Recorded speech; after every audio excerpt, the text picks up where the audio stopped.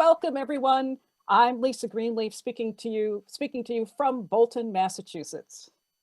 I'm Gene Morrow speaking to you from West Cornwall, Connecticut, my home away from my New York City home. We want to thank all of you for joining us at this joyful event celebrating the Country Dance and Song Society's Lifetime Contribution Award to Kate Barnes. And I do want to let you know that Kate herself is here, partaking in the event. There she is waving from the offices of CDSS in East Hampton, Massachusetts. And she is accompanied by her wife, Jean, and several friends there to help her celebrate. Hi, Kate, everybody wave. In addition to the presentation of the award itself, today's event will comprise 3 sections showcasing Kate's contributions. Number 1, how she plays well with others. Number 2, how her influences have been felt far and wide. And number 3, her stature as a Renaissance woman. Can't wait to get to that one. Interspersed, there will be music videos as well as the award presentation. But first, what would a country dance and song event be without some announcements?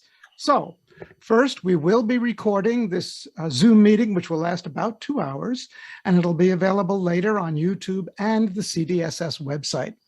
If you do not wish to be seen in the recording, simply mute or turn off your video. And as far as the audio goes, please mute yourself to minimize distractions. We have a very large crowd today, so that will help.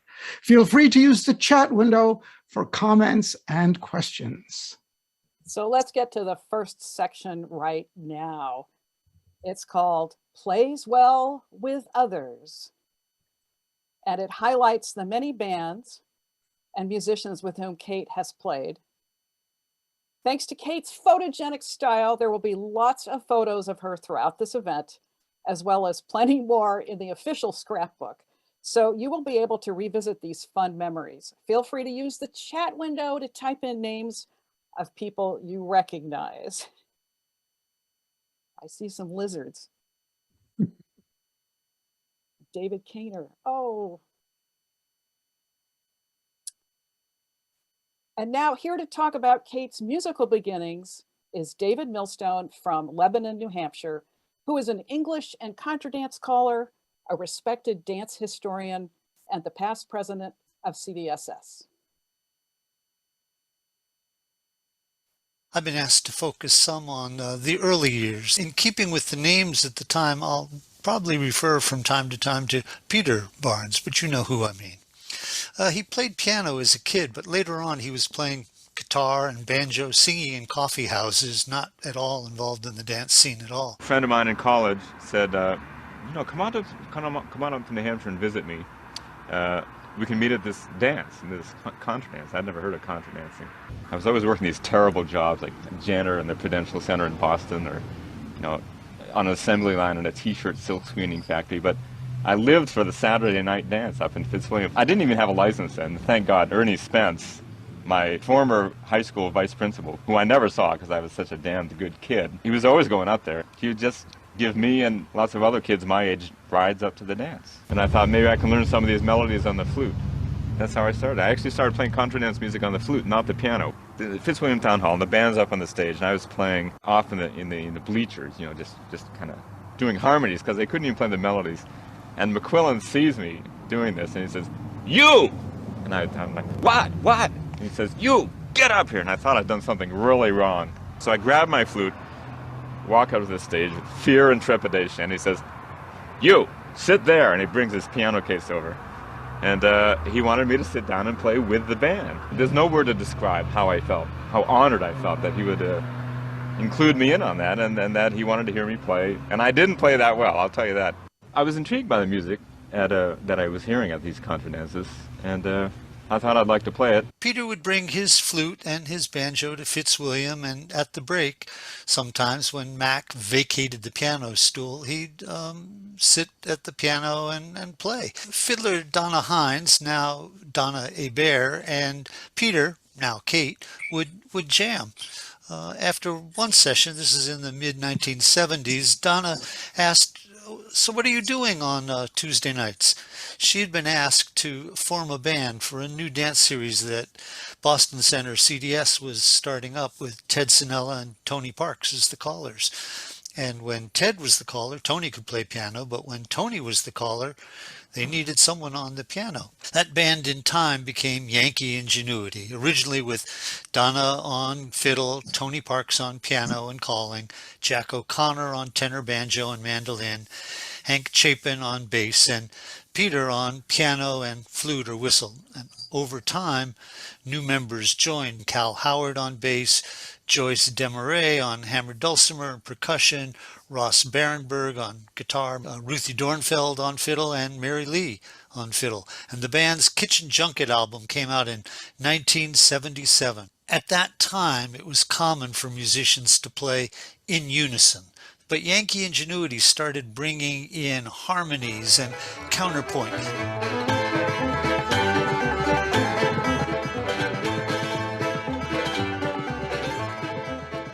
Donna commented, as Peter developed his piano chops, he started adding blues, country, and jazz riffs that sent us off in all improvisational directions. The band also developed its own signature medleys, which included Beethoven's Ode to Joy theme and the themes from All Things Considered and Masterpiece Theater. Band members started writing tunes, and Fair Jenny's Jig soon became widely known in the contra dance universe.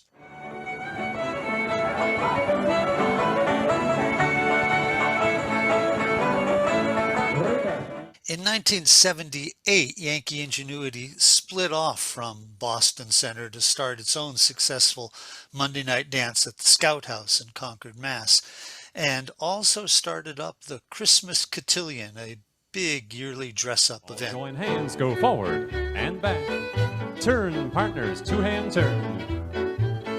Promenade, your partner.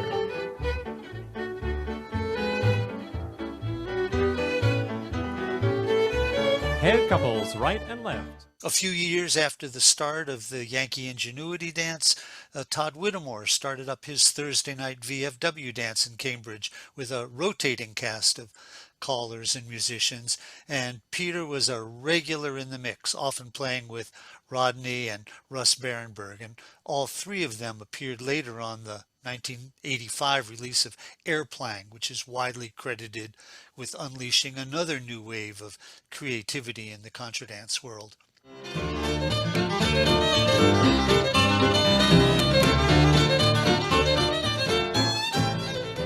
Heatin' Up the Hall came out in 1989. It included many departures from the traditional New England repertoire.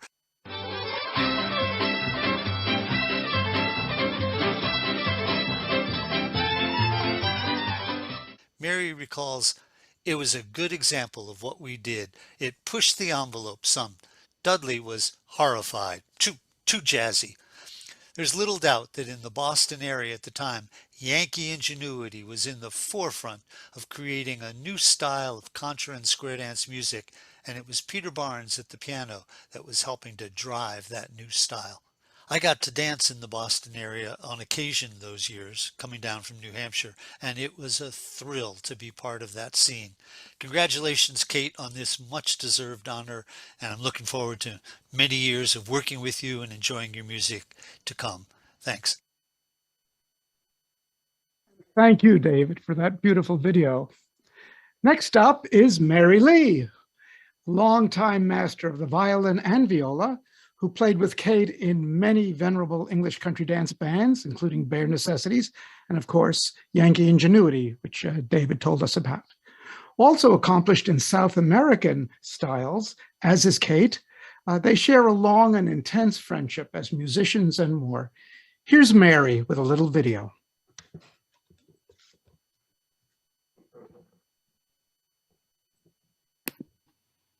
Oh, are you talking to me to start?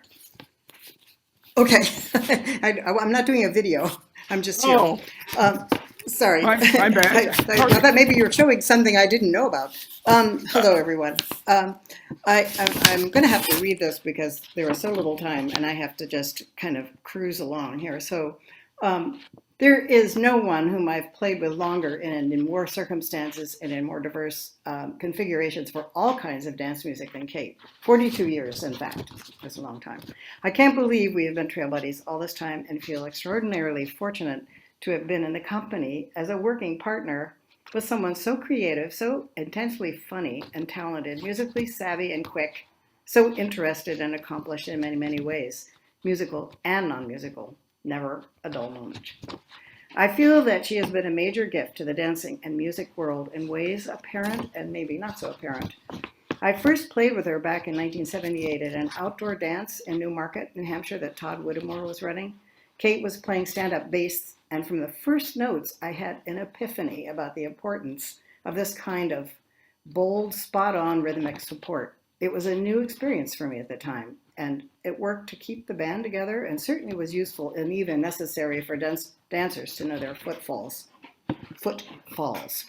I think this is a hallmark of her playing, whatever the genre, when there is where there is an elan and certain energy that is an expression of who Kate is, I feel, and that is for me always evident and always distinctive. I can always tell when I hear her playing, if it's a recording, I can just know. I personally think that the passion driving this way of playing is Kate's happiness and confidence when playing and her desire for dancers to have a good time, to be excited and collectively happy, and also to be surprised and engaged by an ever varied musical landscape. She's an orchestral player, providing the support for her bandmates to help create this landscape. There are changes in mood, timbre, and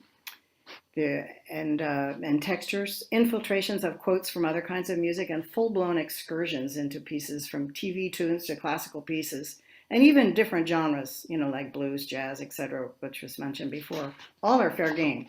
This is true whether she's playing flute, whistle, harmonica, piano, or guitar, really. If it can be done, it must be done. Within the context of the band, Kate has always been on top of her responsibilities and more. For the bass player, Cal Howard, Ralph Gordon, Stuart Kenny, to mention a few, a heads up on chord changes, tune switching, and new key a new key if it's a change of key, musical breaks and other surprises. For the melody player, don't know anyone as good as this. She's able at the time of switching tunes as in a contra medley to help the melody person remember how the tune goes. I can't tell you times when I've forgotten how the next tune is to start, and she's able to do it in her right hand, while keeping a new harmony structure going in her left hand. So she's a quick study on chording. Also, original tunes played for her just before the dance, like Rodney or Frank Farrell or Jay Unger would Throw Her Away. And for squirrely Irish tunes, that's a challenge. Always game for a wild Brazilian or Hungarian tune, and quick to chord those, I have to say. With bandmates in general, whether on melody or rhythm, Kate was invariably responsive to a surprise chord or musical idea and would hurl it back ever so quickly. Such a quick conversationalist in this musical context makes it fun for everyone. In Bare Necessities, this goes on all the time for all of us. Kate is an endless source of surprising ideas and keeps us all stretching as musicians and in the present moment. That's, I think, pretty key.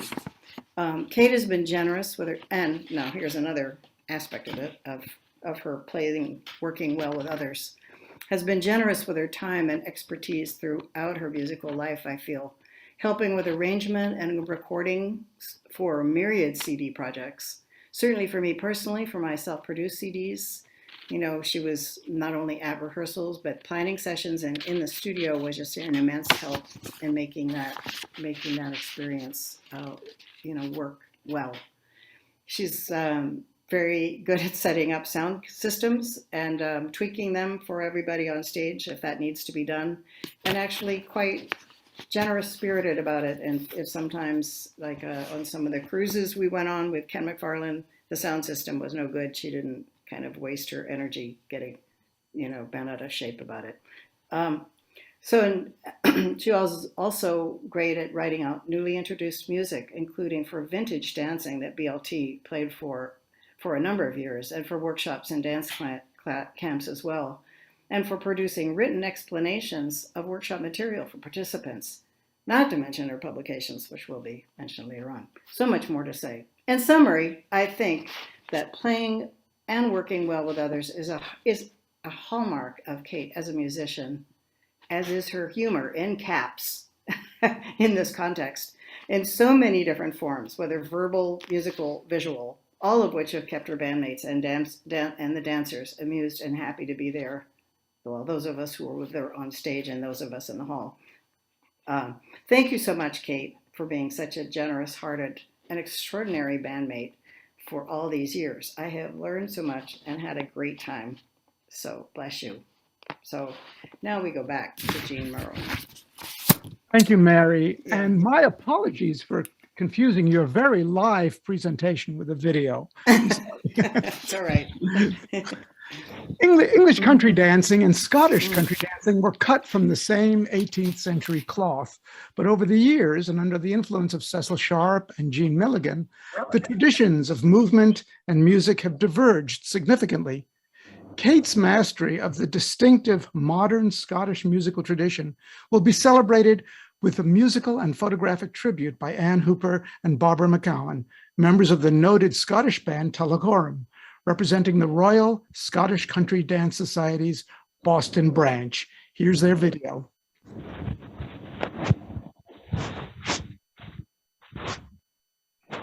Greetings, everyone. I'm Anne Hooper, and I am honored and delighted to commemorate Kate Barnes on this festive occasion for all that she's contributed to the music and dance community and for everything that she's done for the well-being of her friends near and far.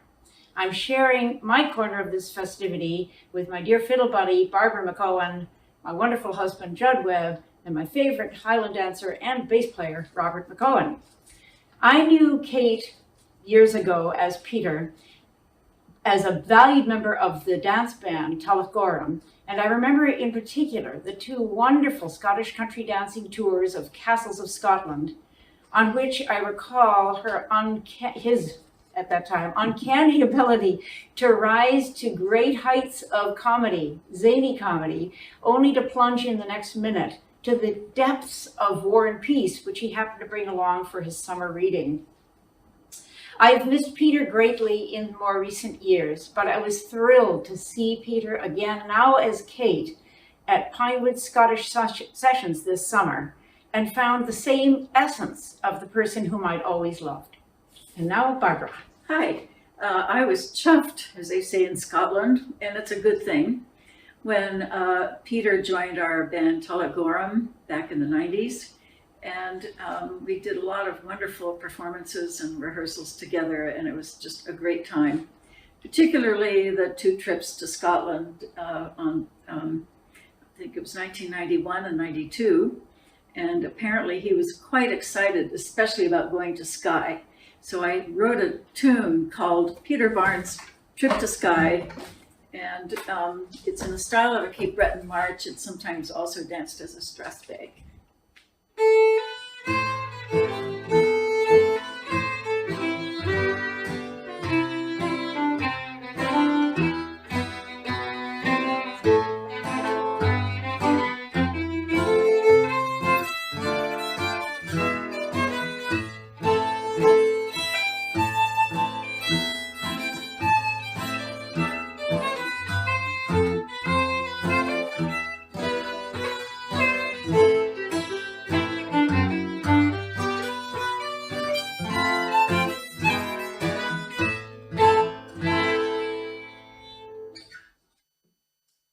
So I remember playing with Peter in Tullochgorum, he on piano, me on bass, so we were kind of in charge of the rhythm section, well, along with Paul on drums.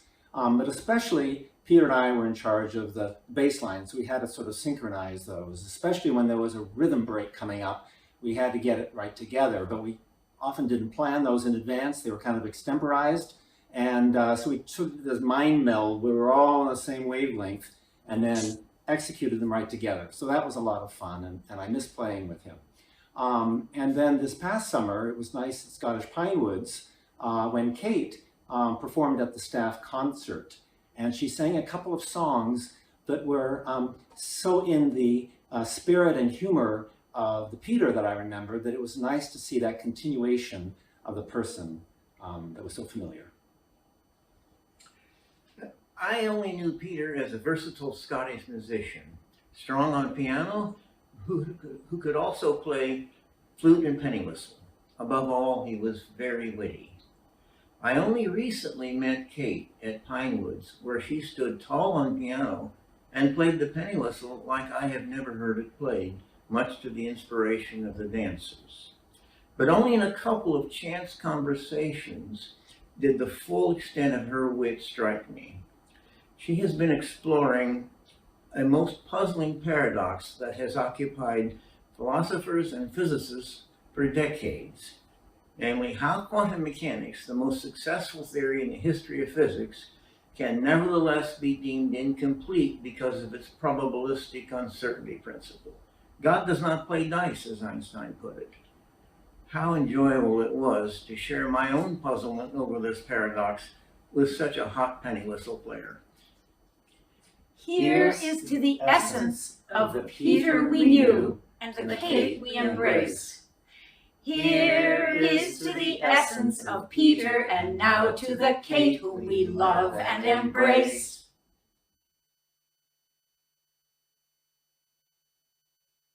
Oh, thank you, Scotts. That was wonderful.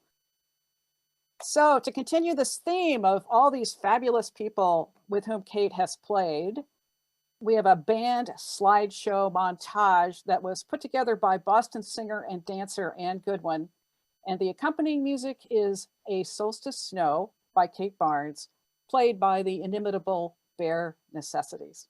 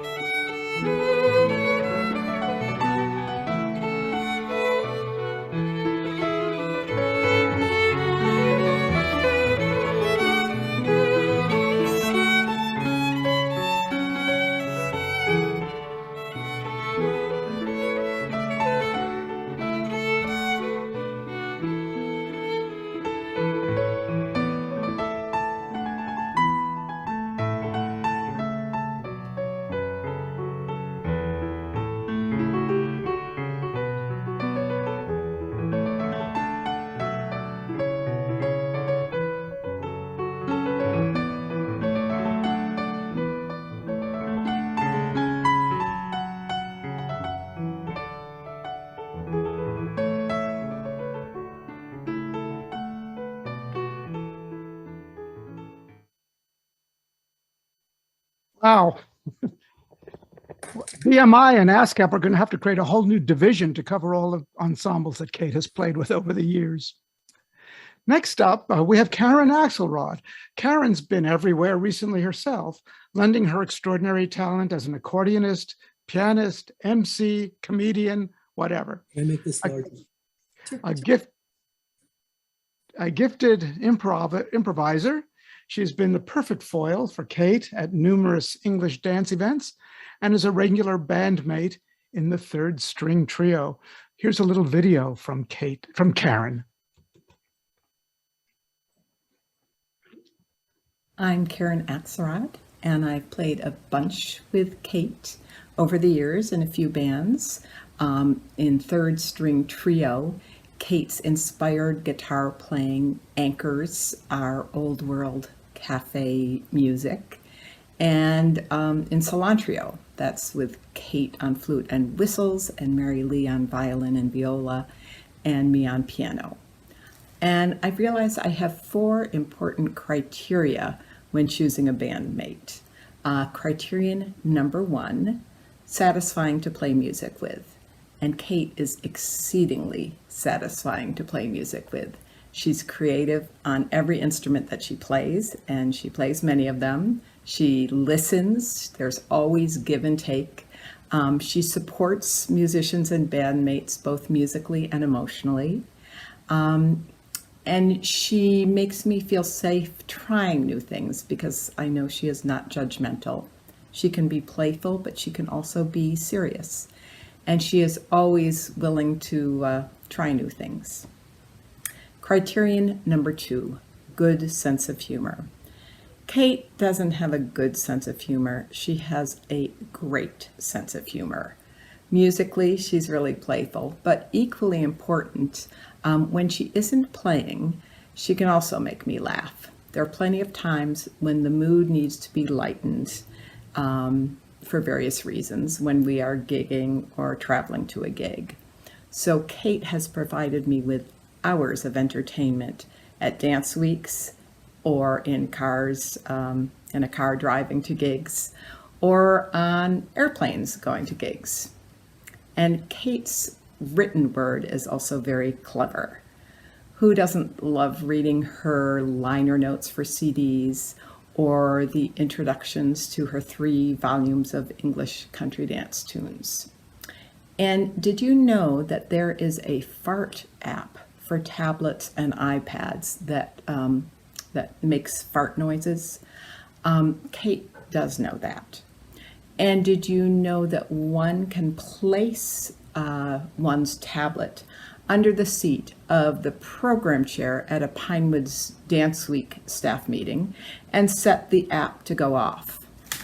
Kate also knows that. Criterion number 3, love of bacon. What more can I say? And the final criterion number 4, agreement on fundamental issues. So band members don't have to agree on everything, but Kate and I bond over our love of the smell of dog's paws. Corn chips. Well, Kate says generic corn chips, and I say Fritos, but we have both buried our noses into a dog's paw to get a good dose of that scent. Kate, you deserve this award, and I am thrilled to see you receive it. Much love to you. Thank you, Karen. English music, Scottish music, contra, Parisian old world cafe music. Is there no end to Kate's musical talents and interests? Apparently not. And Irish music is yet another of her skills. Fiddler Seamus Connolly is a living legend in Irish traditional music, winner of numerous prestigious awards, including an NEA National Heritage Fellowship. He worked with Kate in several Irish bands, and as a duo, he offers his tribute with a photo and tune accompanied by Kate. Hello, Kate, and Jean too. Seamus Connolly here. It's been a long time since we've been in touch, and I miss you an awful lot. Miss both of you, and I just want to congratulate you, Kate, on this wonderful achievement today of the Lifetime Award, and it's well-deserved when we think of all the music that you have given us down through the years, through your teaching and your performances and your books that you have written. And I've fond memories of playing with you many times around New Hampshire and Massachusetts. And we had that little group, I forget the name of it, was it Cuchulainn, I think. I think I might have sent a picture to you, Jean, of the group of yourself and Laurel Martin and Jimmy Noonan and Kathleen Gilday, I think, and a few others. But fond memories, and we had great times together, and we hope that we can do that again sometime. So I'm very proud to be part of this celebration, Kate, and you're a wonderful person, and missing seeing you and seeing Jean as well, but hopefully it won't be too long before we make all that happen again. So to celebrate today, I'd love to play a tune that we used to like to play together, Kate, was The Job of Journey Work, and maybe you could join me somewhere in this through technology. I don't know how it's done, but I'll play it here, and I know you'll figure it out. So again, Kate, congratulations, and we love you, as I said, and keep up the good work. Keep playing, never stop. Here's The Job of Journey Work.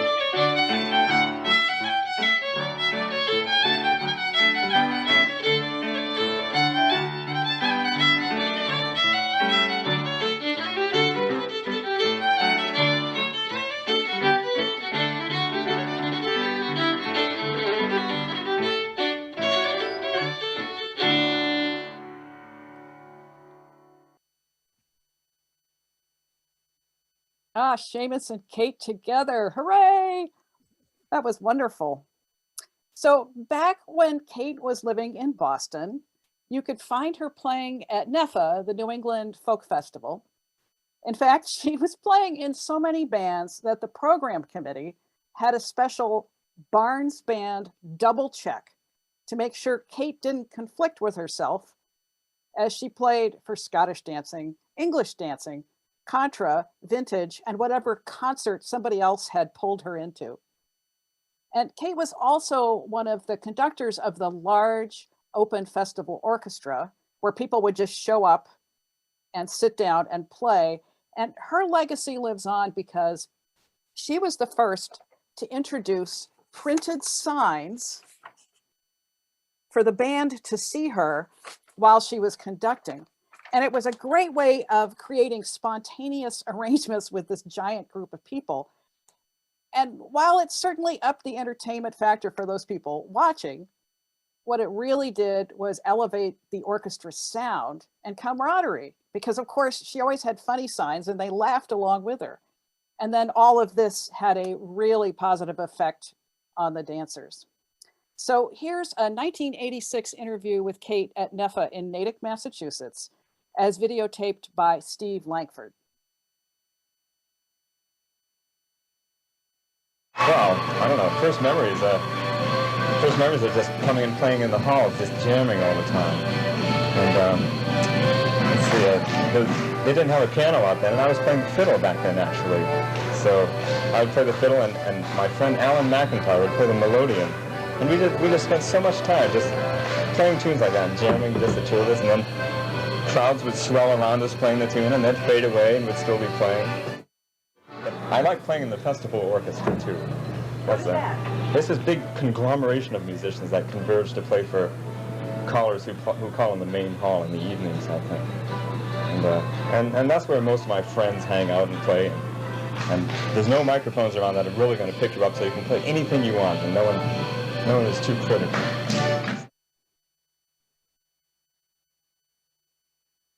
It's great to see Kate at NEFA.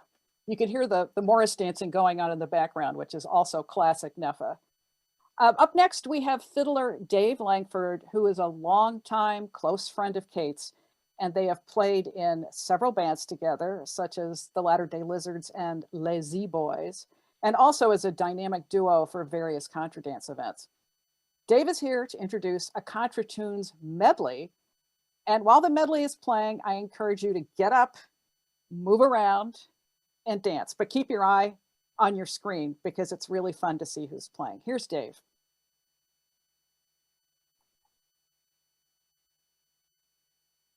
Good afternoon. Hi, everyone. Bill Tomczyk and I were asked to put together a medley of contra dance tunes for this celebration. And with a big team effort, we have done so, and you'll experience it shortly. By way of introducing the medley, I'd like to talk for a minute about the Latter-day Lizards, which many of you will recognize as the band that Kate and Bill and I formed almost 25 years ago, and which since then has played many hundreds of dance events all over the U.S. and beyond. Kate is directly responsible for the founding of the Latter-day Lizards. In 1997, Kate and I had been friends and movie pals for some time and were playing music. Bill and I had been friends and playing music together since the early 1990s, but the three of us never performed together until Kate was asked to bring any band she wanted to a weekend in Northern California. Kate decided to bring Bill and me and Stuart Kenny, and that was the very first Lizards gig. After that first weekend of playing together, we knew there had to be more. The fact that we all played both rhythm and melody combined with an improvisatory approach that meshed surprisingly well right from the start was compelling. Plus, we have a really good time together. People often remark that we appeared to be having a better time on stage than anyone else in the hall. At one event, organizers set up a question and answer session with the Lizards and told the crowd to ask them anything you want. Somebody said, "You guys look like you're having such a great time on stage with each other. What do you talk about?" Without missing a beat, Kate looked right at them and said, "Oh, we were talking about you." It's been a joy of my life to be part of the Latter-day Lizards with Kate and Bill. And Bill and I had a super fun time working with this very fine group of musicians and with Hal Wagner to put together the medley. So here we go, playing Kate's original tune, Fair Jenny's Jig, plus Kate's traditional favorites, Opera Reel and Money Musk, a brand new contra dance band, The Contributions. We love you, Kate.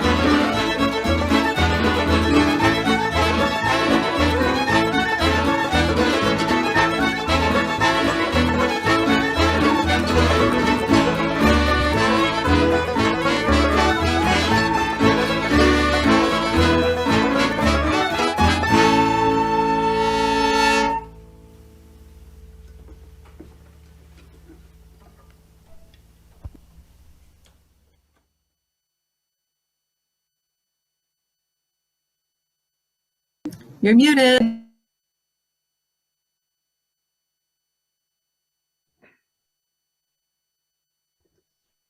What a great band that was. And who knew that saxophones were a critical component to Money Musk? I didn't know that before.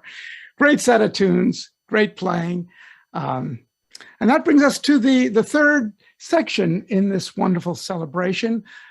Kate's influence is far and wide. And we'll have a slideshow illustrating that in just a bit. But anyone with the breadth and depth of talent, generosity with her time, and length of active career as Kate Barnes has surely influenced many people far and wide. The scope of her influence is truly remarkable, and we have contributions from many of the people she motivated, encouraged, taught, inspired, bothered, and otherwise touched. Longtime dancer and a regular at Pinewoods, Nancy Boyd, has known Kate for decades. She took on the daunting project of assembling messages from many of the people who are influenced by Kate. Here is the collage she assembled.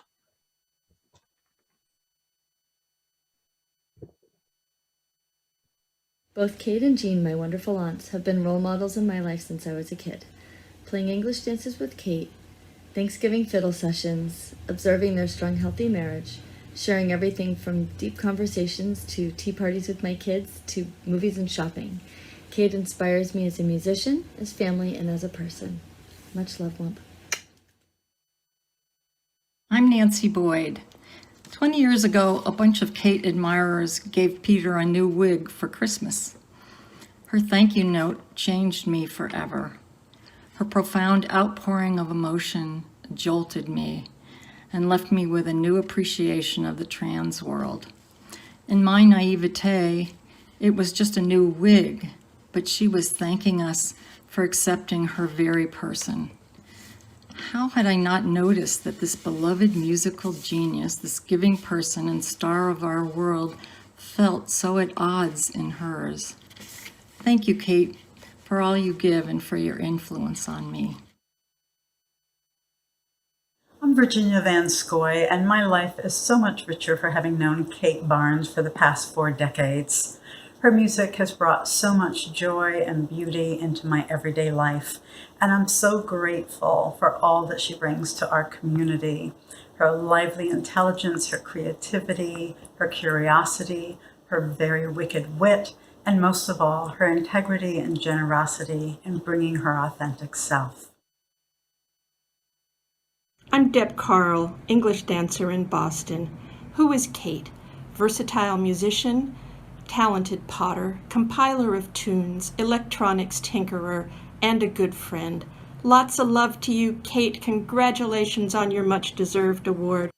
Hello, June Rowlands here. Most fun memory, 2015 Camp House, where we did the alternative night to pub night, which became cabaret evening, and Kate's piano allowed me to flounce around the room in my inner Liza Minnelli. Thank you, Kate, and congratulations. Hello, Kate and Jean. This is Helen Kiesel from Long Past, wanting to wish you very well and say I'm remembering all the great times I had with you. Piano lessons and concerts on the Village Green, and many, many good memories, and I will never forget them. Congratulations. Mason Hal here. Congratulations, Kate, on your award. One of the many wonderful experiences of knowing you over the past 40 years or so is when you have played a tune of yours on your guitar in a dance and completely swept me away, so that I go to the stage, ask you the name of it, and how it touched me. Thank you. I also get touched by how you play. I particularly love being tickled by your musical jokes. We look forward to many more years of dancing to your music. Thank you. Congratulations from both of us. Yes. My name is Brad Foster. Kate, I've known you since the 1970s and worked with you at events from New England to Hawaii. I rely on the Barnes books for all of my English teaching. I couldn't work without them. And I greatly appreciate the dinners at your house and breakfasts at ours. Thank you, Kate, for all your gifts and your friendship. This is a well-deserved award. This is Alan and Elisa Dodson. Kate, congratulations. We treasure all the music and dancing and years of friendship. We miss you lots. Have fun. Hi, Kate. Gary Rudman here. I'm so happy that you're receiving this award. I think no one deserves it more than you do. Congratulations. Kate, from Sandy and Sam Rotenberg, you are so deserving of this award. The production of Barnes 1, 2, and 3 has allowed musicians everywhere to play for dances. I especially remember the band workshop that you did at Pinewoods and then brought to Philadelphia for our musicians. We so appreciate your playful, creative, and joyful approach to the music we love. In my early days of playing for contradance piano, Peter was always extremely supportive. It was much appreciated at the time. And of course, the Barnes books are my gateway to being able to play for English country dance. So, always modest, always loving. Thanks, Kate, you're the best. Hey, Kate. Wow, I don't know where to start. It's so wonderful to know you and enjoy who you are, especially for me, the joy of being able to play together, dance to your great playing, those wonderful tunes. There's a little fromage bleu in the background now. I hope you know you're always an inspiration for me and to so many others because of your playfulness and creativity and innovation. You never take the straight and narrow. Oh, well, maybe at your day job at the bank 50 years ago. But now I obviously don't know where to stop either, so I'm going to sign off with a simple thanks. Love you, and congratulations on a great celebration and honor. Hi, Kate. Alex coming here. I just have this to say to you. You're simply the best. Better than all the rest. Better than anyone I've ever met. Your musical heart, I hang on every note you play. I love those juicy harmony parts. You play for contra and easy day. Kate Barnes, you're the best. Mwah. Congratulations.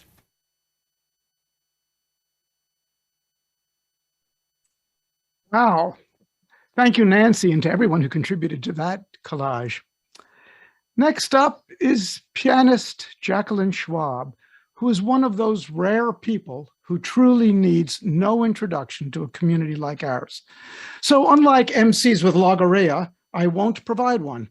You all know of her incredible achievements in so many areas of music and dance and her unique superlative talent.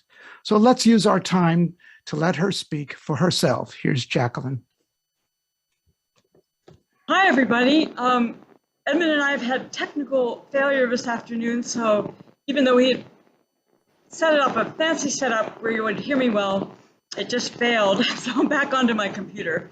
And there it is. And if Kate were here, she would be cavorting around and entertaining us all while we were tearing our hair. So Kate, you've long been a wellspring for me and so many. I just don't know if you remember that we met in Ernie Spence's car in the early 70s going up to New Hampshire for one of those dances, two shy people. And we're still two shy people in some ways. I want to talk about how you've honored those traditions you absorbed way back when, but you've stayed true to yourself in, to quote Mary Oliver, your one wild and precious life. Although you're a Gemini, so maybe you get two lives. But I'm just constantly amazed, like everybody else, at your outpouring of brilliant ideas coming and transformed in your quiet night kitchen, I think, as a shy musician. But when you're in full throttle, oh my God, your ideas, your beaming smile, you've been welcoming, uplifting, and extremely expansive.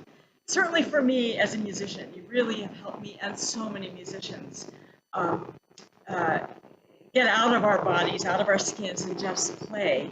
And your ideas, you know, old-timey tunes for contras in the 70s, who would have funked that? Calypso, Playford Ball, musical quotes from Beethoven, God knows where else, that your blues harmonica. And on a deeper level, you're cross-dressing for decades. And then more publicly, changing your name. What a great role model you've been, and my hat's off to you. I know you've listened to many hours on CB radio, and you just have these listening tentacles out in the world. And in turn, you've given us, as I've said, so many things in one moment. I'm just remembering is how you always, when I remember to play that special chord you like in Mr. Jersey's, you wink at me from across the stage, always. Added on to, of course, your inspired music making, bon mot, late night blues, marshmallow fights, all those things you've done. And you don't take credit for a lot of what you've done. You're sort of like a puck, I think, a catalyst. But things, as we know, happen when you're around. Being in the band, and Necessities, as Mary so beautifully said, it's been a great and wild and crazy ride as we egg each other on. And so I might be thinking, oh, I'm playing in a Moorish castle in the rain, in a misty rain, and there you come in, and you're slipped on a banana peel in Cirque du Soleil, slowly changing the mood. And you brought us endless ideas and playfulness and joy.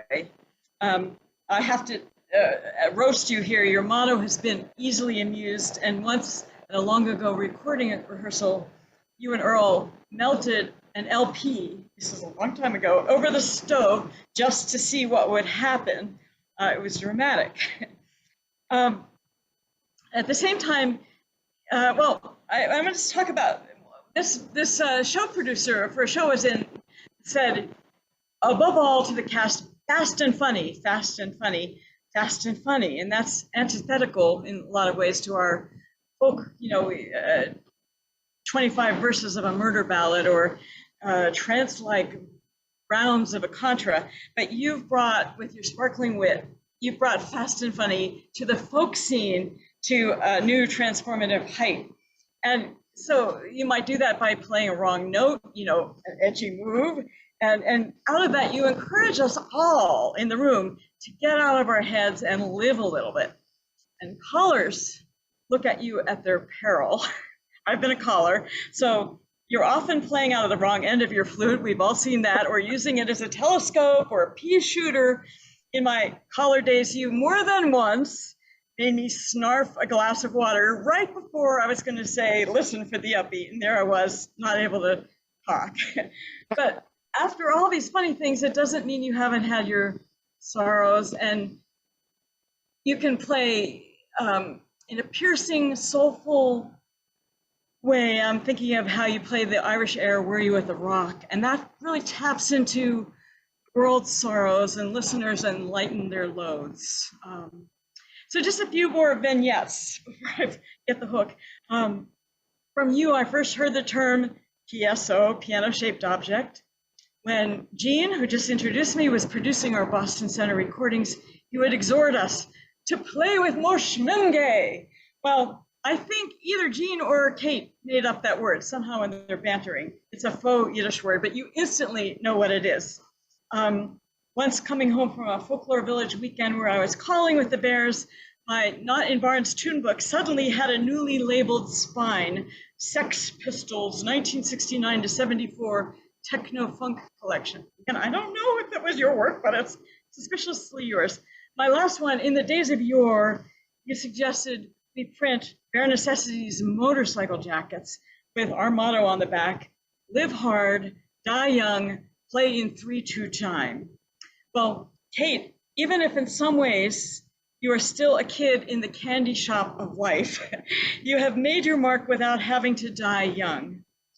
Many, many thanks for all you've done for me, and so many. Carry on playing magnificently in 3/2 time, fostering your special Kate-ness, encouraging us all to fiercely be ourselves while still honoring community tradition, and in general, living with schmenge. Thank you, Kate. Thank you. Oh, thank you, Jacqueline. Oh my gosh, what great stories. I think we all want one of those jackets now. Kate, get working on it. You could make a lot of money off of that. So now we turn to contra callers Carol Ormond from Wisconsin and George Marshall from Massachusetts, who have each known Kate from many dance camps and evening dances. So besides being a caller, Carol is an active choreographer, an organizer, and a booster of the next generation of performers, much like Kate. And George is a musician in Wild Asparagus, we all know that, and Swallowtail, as well as the genius behind the wonderful dance trips to Hawaii and St. Croix, for which Kate has played as a staff member. Here's a combined video.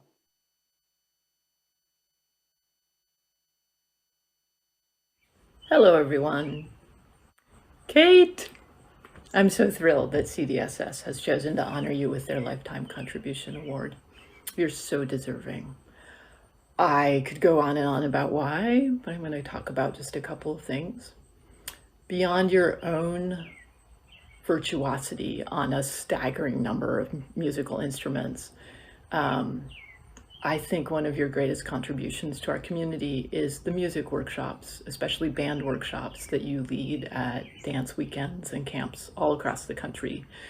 As you well know, I sit in on them as often as I possibly can because I learn something new at every one. And I am just amazed at how you are able to take musicians of all different skill levels and give each of us something that we can hang on to play more musically as individuals and as members of ensembles. And that is a great gift that you have given our community and many communities across the country. Your books are amazing. My personal favorite is Interview with a Vamper, not just for the title, but because you make playing backup rhythm for contra dancing so accessible for anybody on any instrument. But my very favorite thing that you bring to our community is just living your authentic self, being your authentic self in the world, because that it's inspiring. You inspire me to be my authentic self as well. And I think that authenticity transcends all kinds of identities. So I expect, although I can't prove it, that you are a role model for many others as well. You know I love you, and now the world knows it too. I'm just so glad to see you celebrated in this way. Congratulations.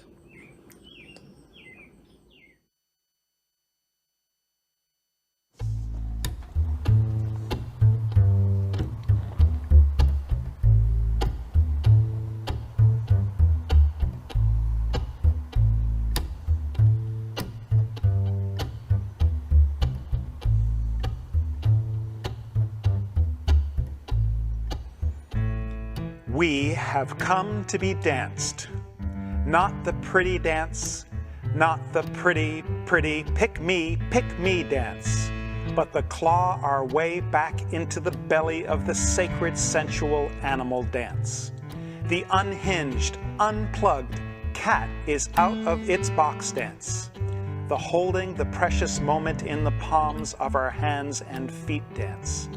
We have come to be danced, not the jiffy booby, shake your booty for him dance, but the wring the sadness from our skin dance. The blow the chip off our shoulder dance, the slap the apology from our posture dance.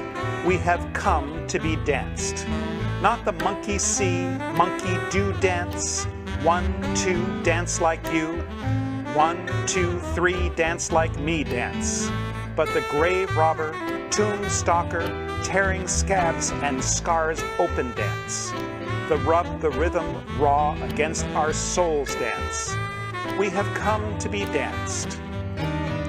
Not the nice, invisible, self-conscious shuffle, but the matted hair flying, voodoo mama, shaman shaking ancient bones dance.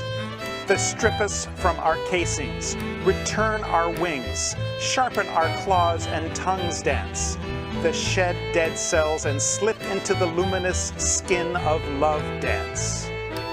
We have come to be danced, not the hold our breath and wallow in the shallow end of the floor dance, but the meeting of the Trinity, the body, breath, and beat dance, the shout hallelujah from the top of our thighs dance, the mother may I, yes, you may take 10 giant leaps dance, the ollie ollie oxen free free free dance, the everyone can come to our heaven dance. We have come to be danced where the kingdoms collide in the cathedral of flesh, to burn back into the light, to unravel, to play, to fly, to pray, to root in skin sanctuary. We have come to be danced. We have come.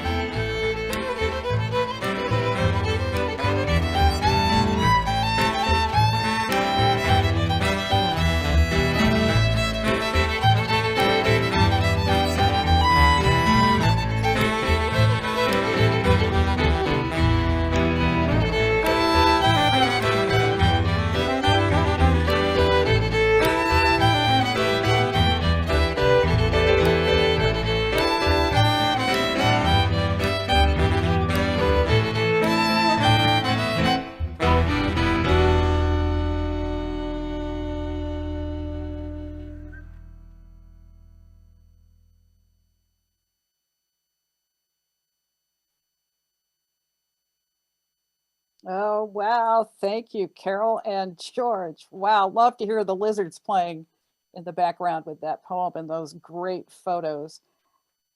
Another longtime Contra caller colleague is Steve Zakon-Anderson from Western Massachusetts, as well as calling locally and nationally. Steve is the organizer of events such as the Peterborough Fall Ball and Snowball, and he shares Kate's joyous and humorous outlook on life. Welcome, Steve. Hi.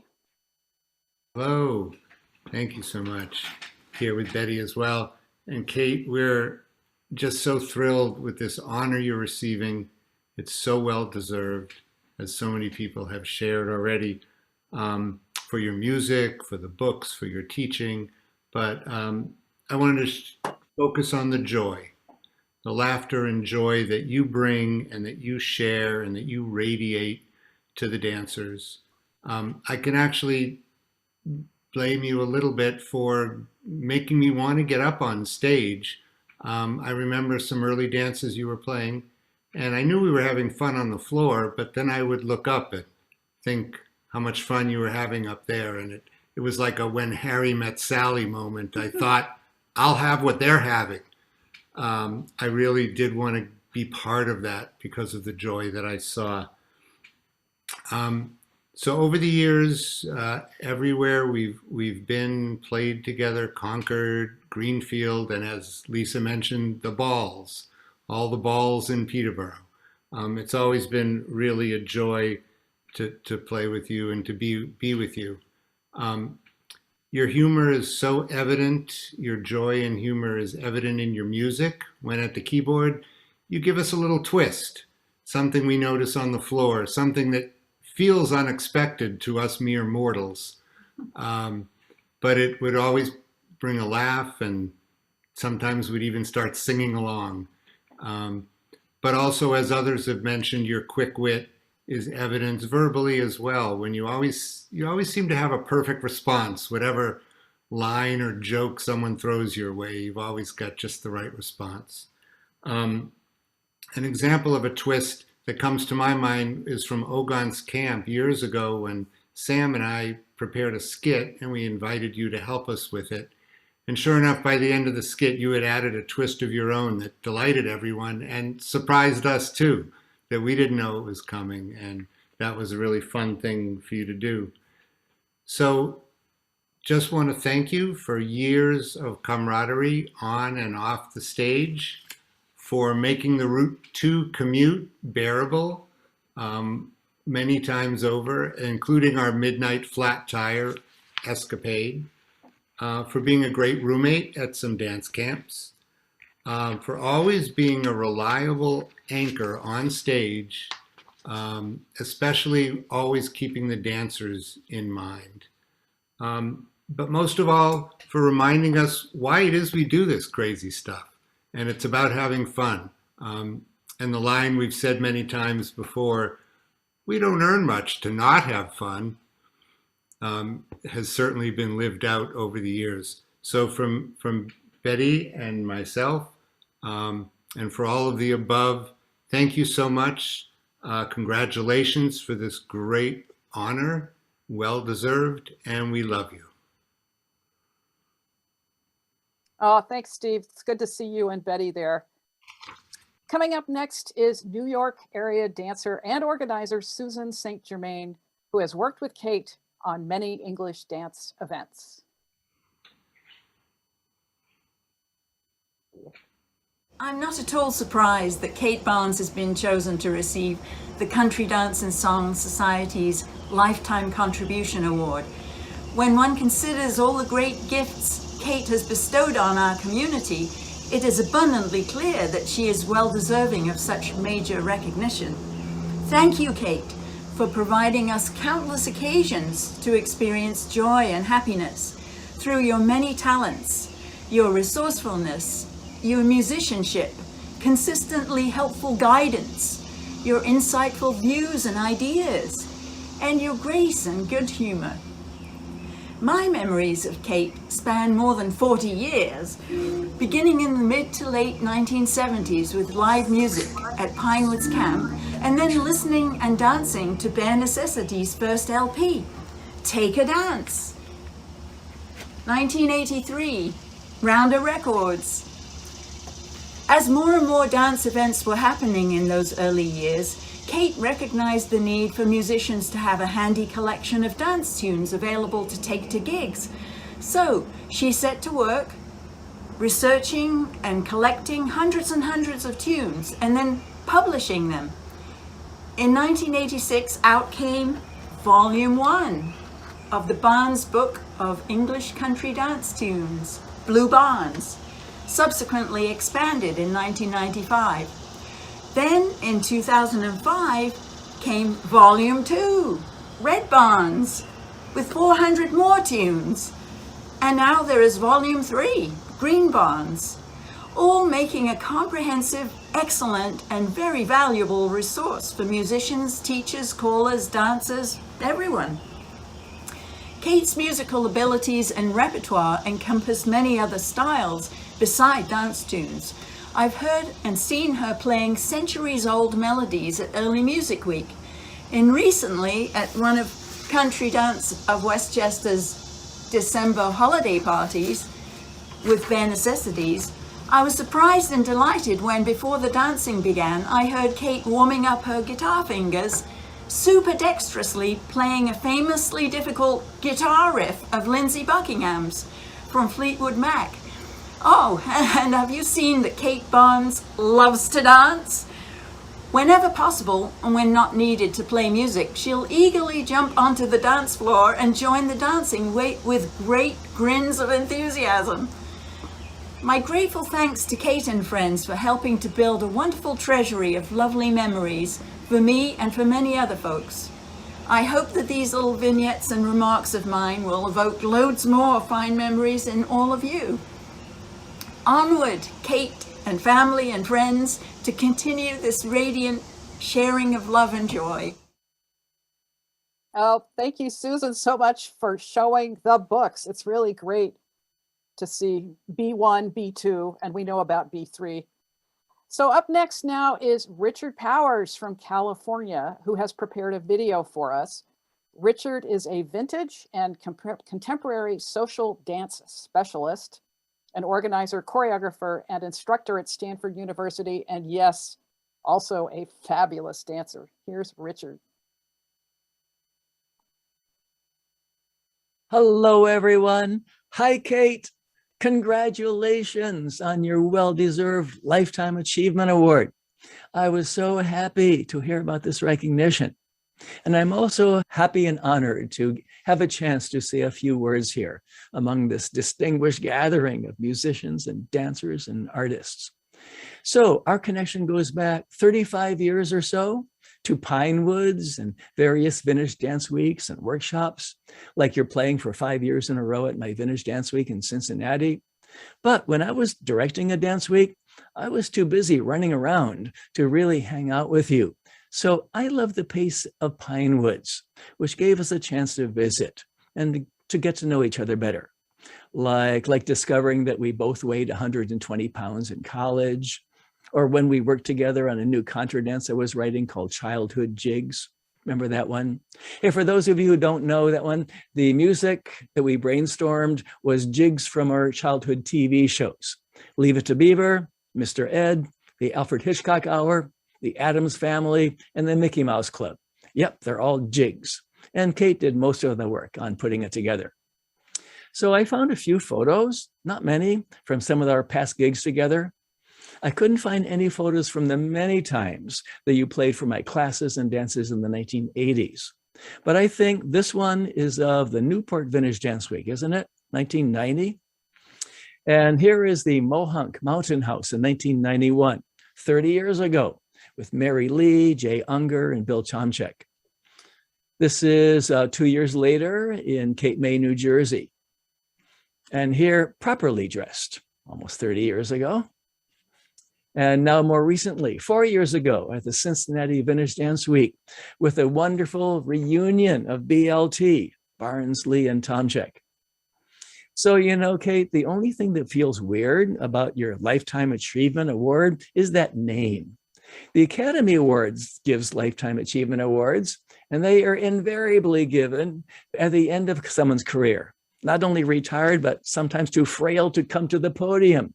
But you're still growing, you're learning, expanding, trying new things, new instruments, new arts, like your pottery and digital painting. So here is to many more years of your amazing contributions to the arts, to music, to people's lives, and to making people happy. Keep up the good work, Kate. Thank you, Richard. What a great tribute. And now, live from East Hampton, Massachusetts, from the offices of the Country Dance and Song Society, we bring you Executive Director Katie Germain, who will present the Lifetime Contribution Award to Kate Barnes. Hi, everybody. We are so excited to have you here virtually, and I'm really excited to be here in person. I haven't seen a lot of humans in person in a really long time, and what a human to be in person with. It's fantastic. As you all know, the mission of the Country Dance and Song Society is to connect and support people in building and sustaining vibrant communities in tradition. You know, I should know this. Through participatory dance, music, and song, rooted in English and North American traditions. The point of all that is that we're connecting and supporting people in their work to build vibrant communities. Kate is the embodiment of the CDSS mission. Everything that you have done in your career, in your life, your teaching, your leading, your inspiration of others. Sorry, I'm very emotional right now. Inspiration of others and your publications. Those are all the tools that individuals have taken with them back to their communities. And we've spent a lot of time on this presentation talking about the years and years and years of work. We've been looking backwards. We've been looking at the past. But we're we're in a very unique moment right now with the pandemic.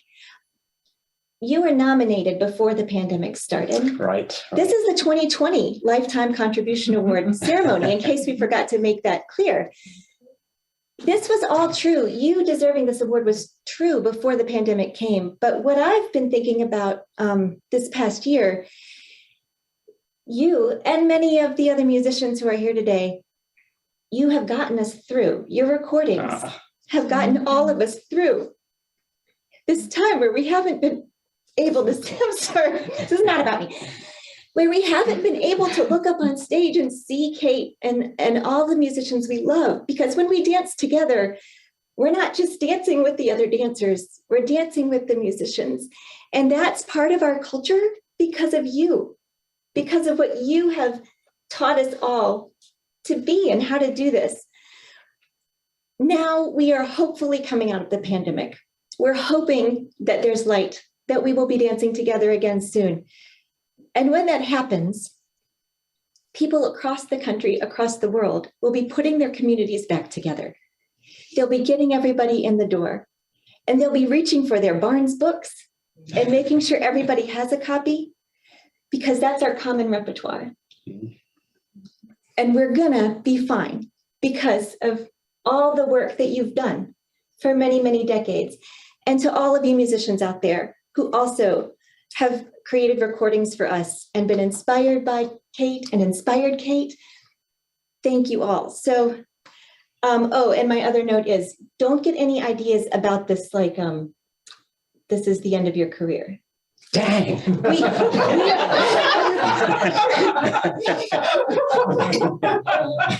I am looking forward to the next several decades of what you create and what you produce. So it is my distinct honor and joy, pure joy, to present you with the CDSS Lifetime Contribution Award.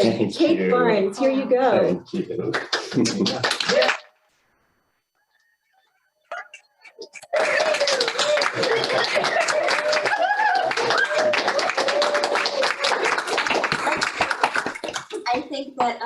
I think I'm so flustered. I don't know who I'm tossing it back to, but are you saying words now?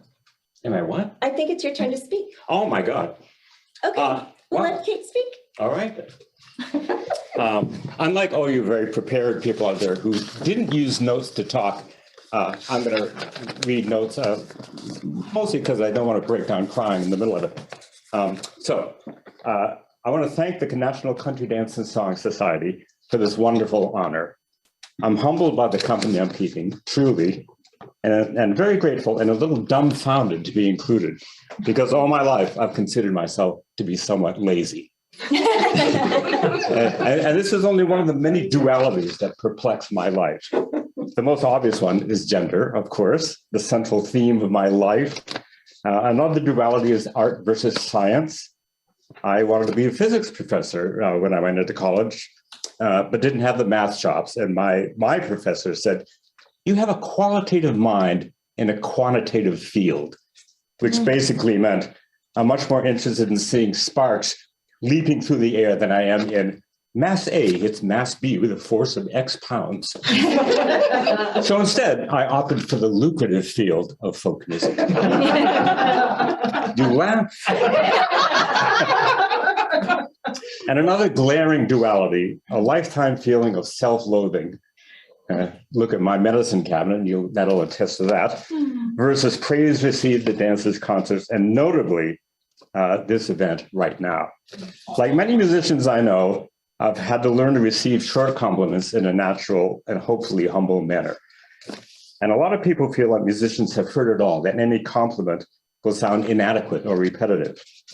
But very often praise has to go head to head with a high wall of self-doubt and loathing on many musicians' parts. Not all musicians, we know those people. But let me tell you a secret, and this is true. Any compliment given to a musician is treasured and taken home later like a chipmunk with a nut in its cheek, to be internally repeated and treasured over and over again. We tend to feel them in private. Right. Oh yeah, like a chipmunk. Folks, this is Hamish. He's gone all over the world with me. So we tend to feel these compliments in private when other people aren't around. So you might have some sense of the difficulties I was facing today as I listened to all of you. I don't know. Give me that box of tissues. I did bring this just in case. Now, I'm almost done. I must admit, though, as lovely and humbling as it is, this is not quite my fantasy of what this event would ideally look like. Because all my life I've wanted something I've never received, which is a huge, god-awful, gaudy trophy. You know, like an Oscar or the Stanley Cup. So, you know, a plaque, a medal, a sash, these are wonderful and humbling to receive, I will say. But if I'm going to be honest, I'd like the event to go somewhat like this.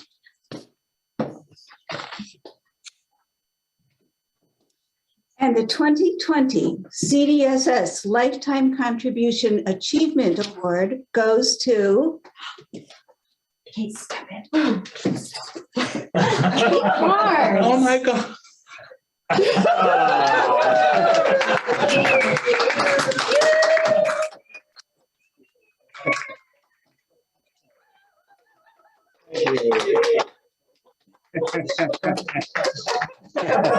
All right, now we're talking. I'm going to say a few thank yous. I hope you pay attention to the credits that have been shown throughout the program, because these people, myriads of people, have busted their ass on my account, and I could never repay them. And it just is very humbling. And I don't know. I was going to say, I was secretly hoping, because the award was given during the COVID times, that Katie might just do a drive-by plaquing. just like tossing the plaque out the window of a moving car. But luckily, cooler heads prevailed, and here we are. But yeah, you can think of it with my level of self-esteem. You can think of it more as an intervention than an event. So anyway, I'd especially like to thank the committee members who planned this event, along with the tens and dozens of other people who contributed. Nancy Boyd, Eileen Callahan, Susan and Doug Creighton, who are actually sitting here and making noise, Ann Goodwin, Dave Lankford, my buddy, Pat McPherson, also here, Max Newman, the Irrepressible, Charlie Pilsner and Hal Wagner, who did amazing work on all throughout this. Here.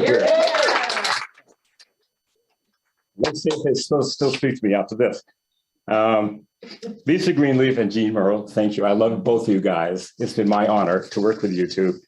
Crispin Youngberg, who's probably at his desk over there, and Katie Germain, who we all love and are very grateful for her great leadership, and to everyone else who contributed. And that's all I have to say. Thank you. Thanks for showing up. Thanks for your contributions. And thank you. Except the one thing, actually, on the top of my list, and I omitted it because I wanted to save it to last. And now there will be no peace in my home for the next 10 years. Ruth Reiner and Jean Morrow, my spouse of many, many long years. Get up here, you two. What was your name again? Oh, yeah. Ruth and Jean, my God, the amount of work they put into this was stunning and humbling. And the cool thing Jean did is that she tried to shield me from the mechanics and 1,000 irritations, overlooked deadlines and contributions and everything else that made up this event. Are you gonna make fun of me for this the rest of my life? Okay. So, and a special thanks to these two women and to Jean for doing unbelievable work on this event. It takes a huge amount of work, which you probably don't even think about because it was all so smooth. Yeah. So thank you both. Thanks for And now we have a surprise. Whoops. We have a surprise coming. Hang on just a moment. Oh. New motorcycle? Jackets. The video. The video has to come first. I think we're ready for a Pinewoods video. Yeah. This is a surprise for you. Oh my God. Where's Patsy? We are so happy to be a part of the celebration for Kate, and we're thrilled when Jean asked us if we would compose a tune and dance together. So we're really happy to get to offer this as a gift to you, Kate, to kind of express our gratitude for all that you've done in so many ways. And as I was writing the tune, I was thinking about all the different ways that I've been inspired over the years by your playing and by all the different styles you play and all the things that I've heard you play that have made me happy. or made me feel new creativity. So we hope that you feel some of that gratitude coming your way in this tune and dance. Yeah, we don't have a name for it yet, but we have a choreography which was filmed this week. I'm speaking right now from Pinewoods.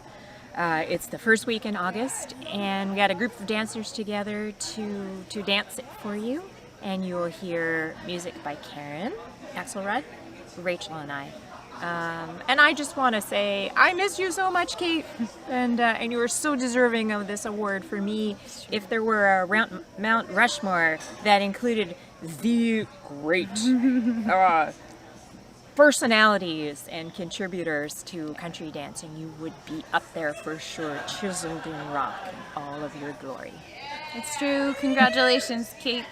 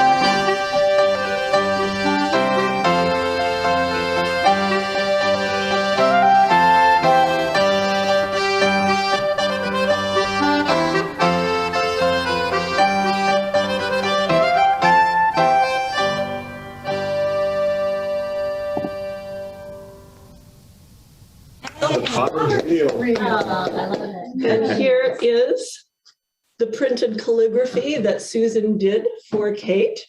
Yay! Thank you all. And the dance itself, the Wow. reel, the music. Cool. Thank you so much, you guys. Thank you. This is great. I'm highly honored. Thank you. Wow, lucky Kate, look what you got. You got a Rachel tune and a Susan dance, and we all look forward to dancing that with you playing and dancing with us.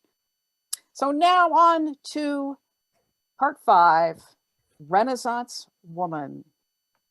So what's fascinating about Kate is that she is a true Renaissance woman, always curious and endlessly productive. There's the ceramics. She has many interests within music itself, as well as within other art forms and technology. And as Sue Songer pointed out, Kate was one of the first to digitize her music so that musicians could get it on their iPads. Thank you, Kate. And there she is, enjoying life at Pinewoods and other places. Oh, a marriage video. That's what that is. And all looking dapper at the cotillion. So friends, now it's time for you to participate. How well do you know Kate? It's time to find out with the Kate Barnes Renaissance Quiz. So there will be 3 questions, here it comes, pertaining to Kate's interests and personal history. And you will be able to answer right on your device. Don't answer in the chat. So here's the first question. Kate has played in many bands over the years. Which one of the following is not one of those bands? Topsy-Turvy, Old Found Country Stay-at-Homes, the Micro Henrys, Dark Carnival, the dactyls? Go ahead and answer that question. Which one has, Kate, put your hand down. I hope you know the answer to that. Which one of these has Kate not played in?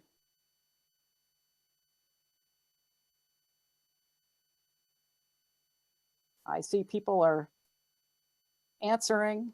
Very interesting. Very interesting. The numbers are going up and down. It's like election night. Wow. Or some kind of electronic meter. All right, you have about 5 seconds to answer. Which one of these is not one of those bands? Wow, it's still jostling back and forth. All right, time to stop. The answer is the micro Henrys. That's an electronic term. I have no idea what it means, but it came up in one of my discussions with Kate. So all the rest are bands that Kate has actually played in. Number 2, a multi-talented musician, Kate can play a tune on many instruments except for which one of the following? Sousaphone, violin, alto sax, banjo, bombard.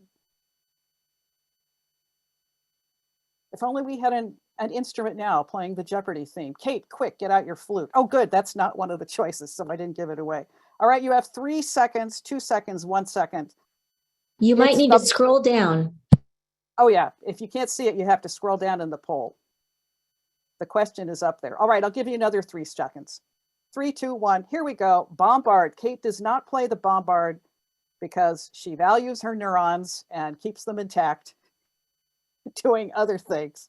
All right, on to the last question. Don't forget you can scroll down to get to it. Kate has played with famous musicians from many different genres. Which of these musicians has foolishly not yet worked with Kate? Yo-Yo Ma, Vassar Clements, Natalie McMaster, Joey McIntyre, or Alistair Fraser? Who has not yet worked with Kate? Wow, once again, we're going back and forth and back and forth. 3, 2, 1. It's Yo-Yo Ma, and I think it's time for us to send Yo-Yo a letter and say, you need to meet Kate Barnes.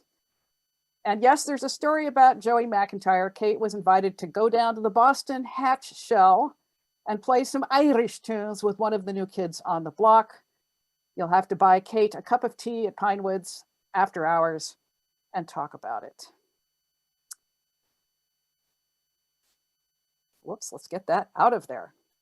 So just to wrap that up, here's a quick video with further evidence of the many instruments Kate plays.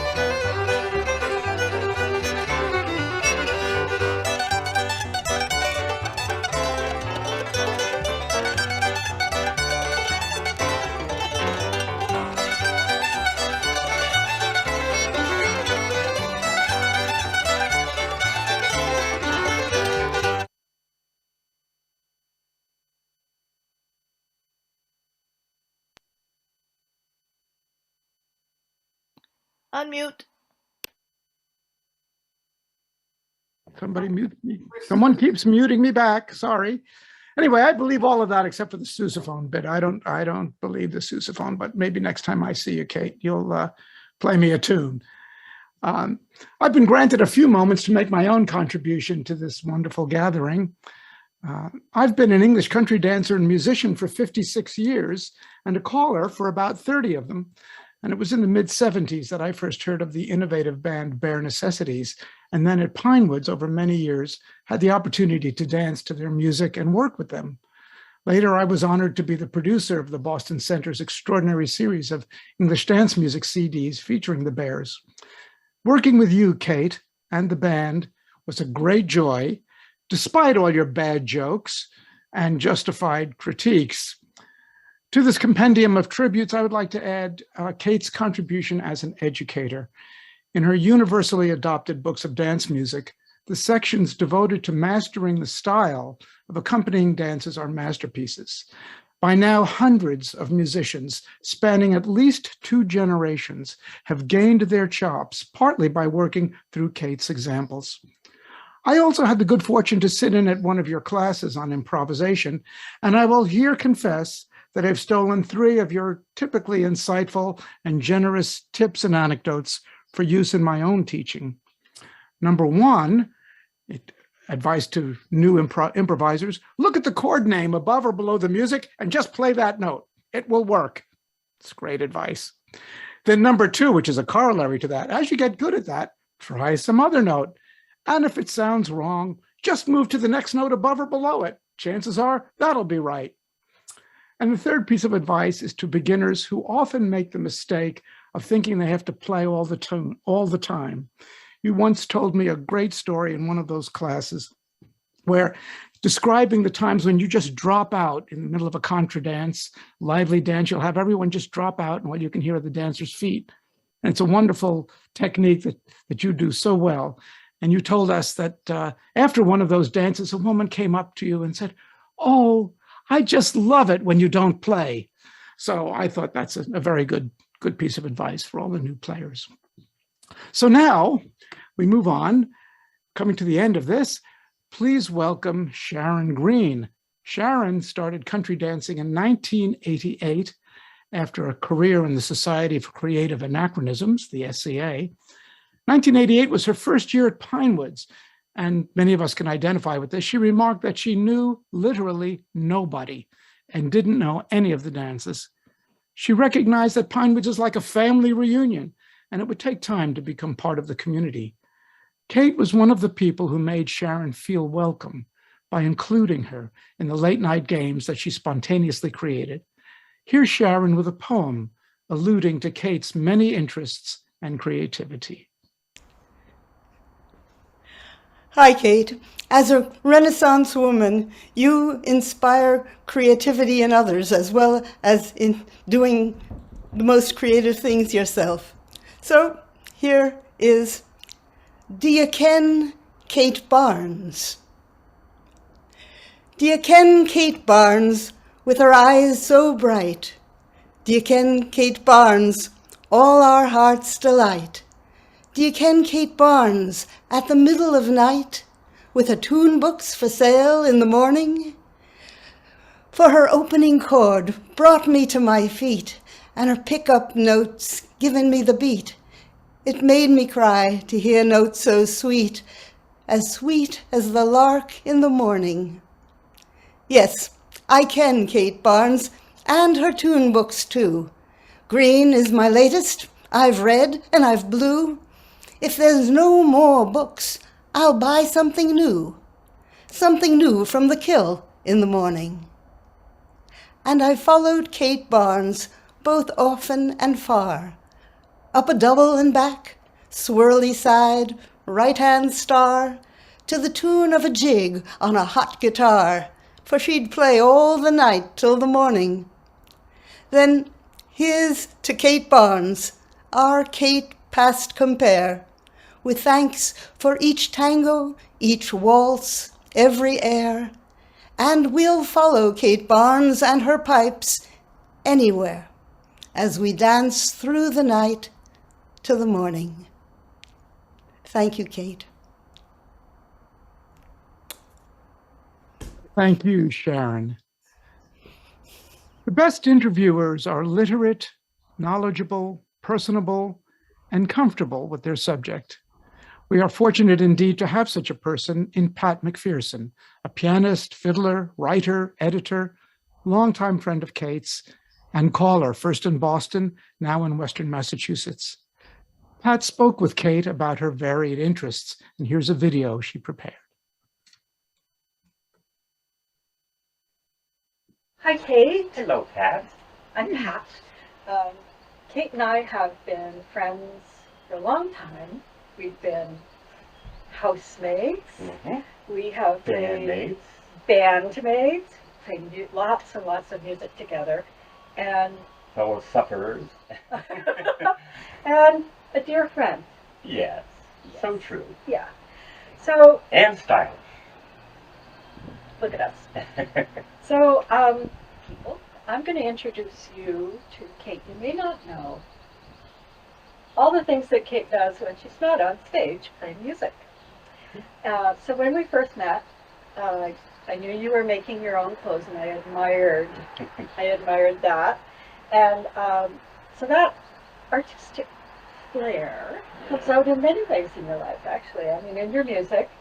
But when we were living in the house together, I first saw your pottery. Yes. And what evolved is that I ended up with my favorite mug and my favorite plate that I used most days.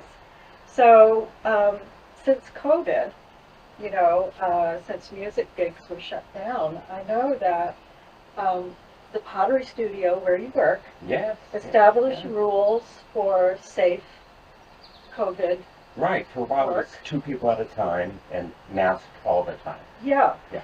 So you've been spending, for the last year and a half, say, most of your days there. Yeah, yeah. So what's that been like? You want to tell us something about? Oh, it's great. It's the Leverett's Crafts and Arts Studio in Leverett. Yeah. Full featured pottery studio. All the stuff, the kilns, the glaze mixing stuff, and it's a great community. Also, it's a co-op, and I go, and it's nice to get out of the house during COVID. Yeah. To a safe place, and just get my hands in clay, which is such a different medium from music. It's very tactile, takes me out of my head. Yeah. Yeah. Well, I think more and more people are getting to know your pottery because you've been selling online. Because you had to. Yeah, to make some money. Yeah. The other thing you've been doing is making these wonderful little houses. Yes. How did that come to your mind? Well, I've always had this weakness for making souvenir shops, certainly in Denmark. I think around here too. Christmas, often. Yeah. Tiny little houses made of ceramics, often porcelain. Cool. Yeah. Something about them appeals not only to me, but to my family, I found out. Oh. Yeah, my brother has a huge collection. So I have a bunch of them made, and I just have fun doing it. I don't like to be cute. I have kind of a post-industrial despair ethic. So some of the they're tall, some of them are twisted, some of them are bent slightly. And, yeah. Well, I love them. I like to imagine the kind of person who lives in a post-industrial despair ethic house. Are you sure you want to meet them? No, I don't want to meet them. No, actually. So, I know I've told you before, but I really admire your mind. Quick. Thank you. Quick, curious, witty, creative, and I know that you were an English major and that you love to write. Go English majors. And weren't you memorizing poems? That's true, yeah. I was, I've always loved poetry, but I was worried about, in my declining years, my memory fading. So as a challenge, I set myself up to memorize a long poem, just to see if I could do it. And I memorized Lawrence Ferlinghetti's Dog poem, which is a great poem if you want to look it up, The Dog by Lawrence Ferlinghetti. And or call you up sometime and you can recite it. Oh, absolutely. There you go. unless I get 1,000 calls, then. Right, don't do that. No. So, yeah. So now I'm looking for another poem to recite, if anyone has any ideas. Something dry and not too long, but yeah. Yeah, doable by someone of your age. What you all may not know about Kate is that it's also a techno year ahead. I love that. Maybe you could show me some of your, well, you know what? Most of those things, I have no clue what they are. So why don't you tell us what you make? Well, I think at some point we can cut to some pictures of what I made, but right now I do a lot of what's called embedded programming, which is Oh, I fell asleep there for a moment. Okay. That's, you know, this is why it's a little known aspect of it, because most people have that reaction, especially the artists I work with. Yeah.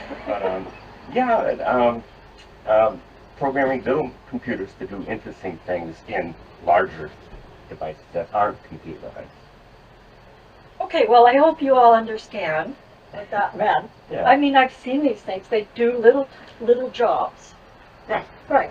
One of my current projects is investigating this field called WSPR, which is weak signal propagation reporting. You generate a radio signal at a very low level, Yes. like a single pen light, and see how far it can go. And there's such great digital signal processing these days that you can go thousands of miles with a watt without talking. That's the thing. That is kind of cool. Yeah. Not so much that I would really get into it. I will say I showed Pat the inside of one of my projects, and she shrieked in horror. I did, really. Hey. So, today is my birthday. I know that. Happy Yeah. birthday. And like 39, that's great. Yeah, it's awesome. 3 years ago, I think it was 3 years ago or so, you and Jean showed up at my house with my birthday present, which was so incredible.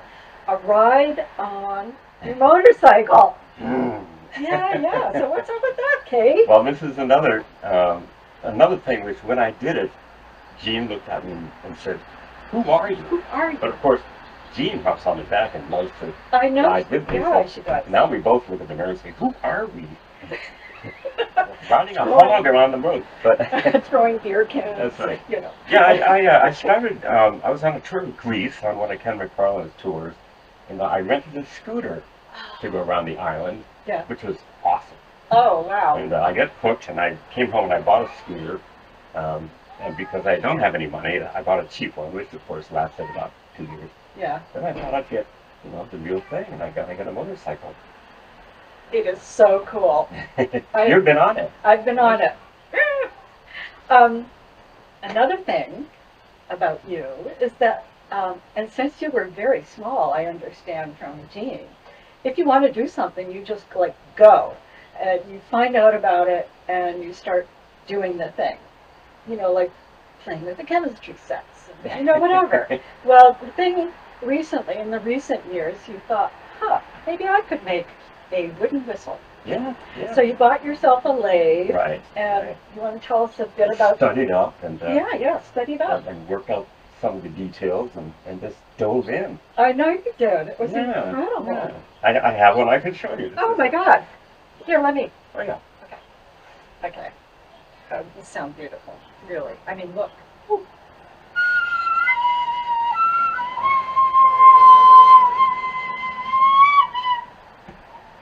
Sheer beauty. I do give lessons, just to say. What does he say? Maybe you wanted it. Maybe you could give us a little bit of music. Yeah. One thing interesting I found out about the whistles is that they're pretty easy to tune. You just drill small holes where your fingers are and enlarge each one until it's in tune. No kidding. Yeah, I know. It's cool.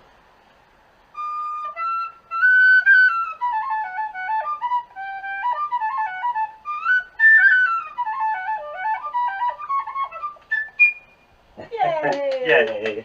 It works. I was so happy. Yeah, I could use a lesson, man. So that's the short version of Kate's life away from the stage, and I'll just finish by saying congratulations. Thank you. It's a great honor. Thank you. Dear Kate, for all the contributions that you've made. Thanks. It's a great honor, and I'm humbled by the company and people. Ow. Okay, we're done. Good. Thank you. Thank you, Pat and Kate. Last, but certainly among equals in bare necessities, we have Earl Gaddis. Earl's violin and his richly beautiful VLI, viola-like instrument, are important voices in the band. His passionate playing and emotional relationship to the music have served him well in both English and Scottish repertoire and have beautifully complemented Kate's flute, whistle, guitar, and piano. Here's Earl with a short video. Each of us only has about 3 minutes, so I'll have to talk fast and leave out a whole lot of things about Kate that I love and appreciate. She's an extraordinary musician in many different styles on more different instruments than any one person ought to be able to play. She's also a gifted composer, as well as a creator of the Barnes books for English country dancing, and a big collection of couple dance music, and a book on how to play dance music accompaniment. When she's not busy making a bazillion solo or ensemble recordings, she does amazing things with electronics and creates beautiful pottery. In addition to all that, most of us have had our lives enriched by her unique sense of humor and her unnervingly quick and flexible brain that lets her boldly go where no mind has gone before. Once Sherry and I were visiting Kate and Jean in their cabin at Pinewoods. Kate had a fever and was lying on the bed, exhausted and apparently asleep. The rest of us sat and talked quietly for a while. Then we heard Kate mutter to herself, "Pity the poor foot fetishist. His mind is all in a whirl. He wants to make love to a singular foot, but he has to take on the whole girl." Okay. She's often willing to say and do unconventional things in a way that helps other people realize that they can put aside some of their own constraints and live a happier life. Sometimes it makes use of humor, like wearing appetizers on her nose at an Oriental restaurant. Don't ask. But sometimes it's very serious and takes a lot of courage. For most of her life, she's had to go through the nearly unimaginable challenges of trying to find her own right place in a world in which most people have absolutely no idea what it feels like to wake up every morning and discover all over again that you're trapped inside a body whose physical gender does not match your deep awareness of who you really are. I've been sitting next to Peter or Kate for more than 40 years while we played for dances, and I can't tell you how much I've always admired the way she's managed this really difficult journey without giving up and without losing her sense of self. It must have been frustrating to have to respond over and over to all the people who made comments to her about her gender in almost every imaginable way. But she knows it's a situation that many people find unfamiliar and confusing, and she's always tried to respond in kind, patient ways that help each person feel as comfortable as possible while still giving them a chance to learn something important. But she's also been able to set limits when necessary. Once we were playing for a dance weekend during the years when she dressed as Peter most of the time, but as Kate for the Saturday night ball. A dancer came up during the break and made some pretty insensitive remarks that made it clear that he didn't understand what was going on and he didn't like it and he thought it was some kind of bad joke. He finished by saying in a self-satisfied way, "I like you better when you're not Kate." Kate smiled at him and without missing a beat said, "I like you better when you're not rude." I was so proud of her in that moment. She hadn't responded with anger, but she had drawn a line that needed to be drawn, and she quietly made it clear that she and every other person whose identity issues so often fail to receive the understanding they deserve from the rest of us is entitled to be treated with dignity and respect. So I think Kate deserves a Lifetime Achievement Award for her many decades of untiring work in that area, as well as for her contributions to the world of music and dance. I'm so glad that today she's finally receiving the formal recognition and public honor that she's always deserved. But no matter how much we might say about Kate's achievements and contributions, she's always been much more than the sum of those things.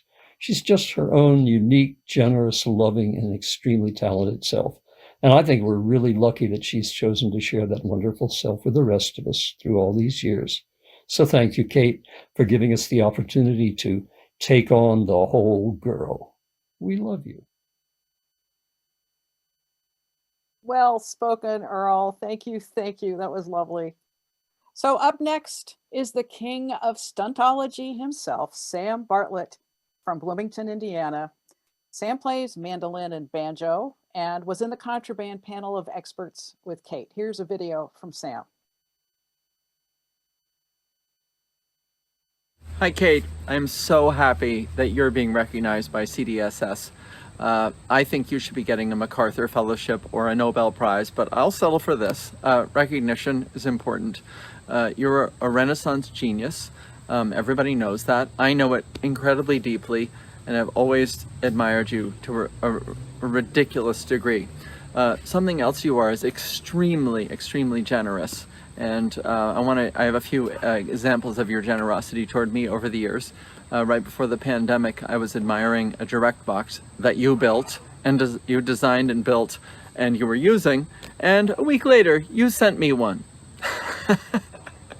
And it's incredible. It's the most perfectly designed thing. And I have my own. You gave it to me for free. A few years before that, I wrote you a letter with a check in it wanting a copy of the Barnes book, the second book.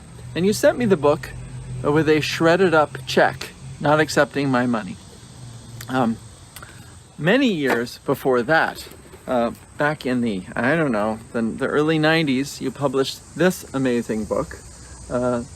And I was looking at your proofs at your house and commenting on what an incredible thing it was. And then when I got my book, you, among the contributors to the book, you had put my name, which was very funny to me because I knew that I had contributed absolutely nothing. And there's my name right there. Sam Bartlett. And you had listed me first as the person who gave you nothing. So a practical joke amid everything else. On my 40th birthday party, no, my 30th birthday party, you came by with Mary Lee, and you gave me two tunes, Valse de Banjo and Reel de Banjo.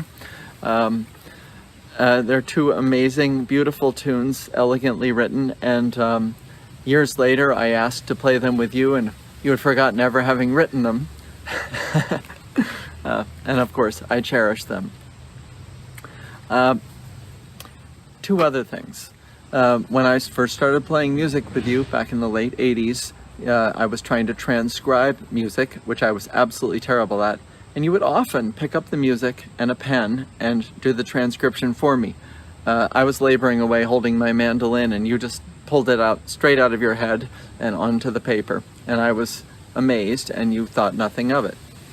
And lastly, your generosity toward me that I take so personally is you let me play music with you in the late 80s and early 90s with a panel of experts, and allowing a total rookie to come and play with true experts, and I will never forget it.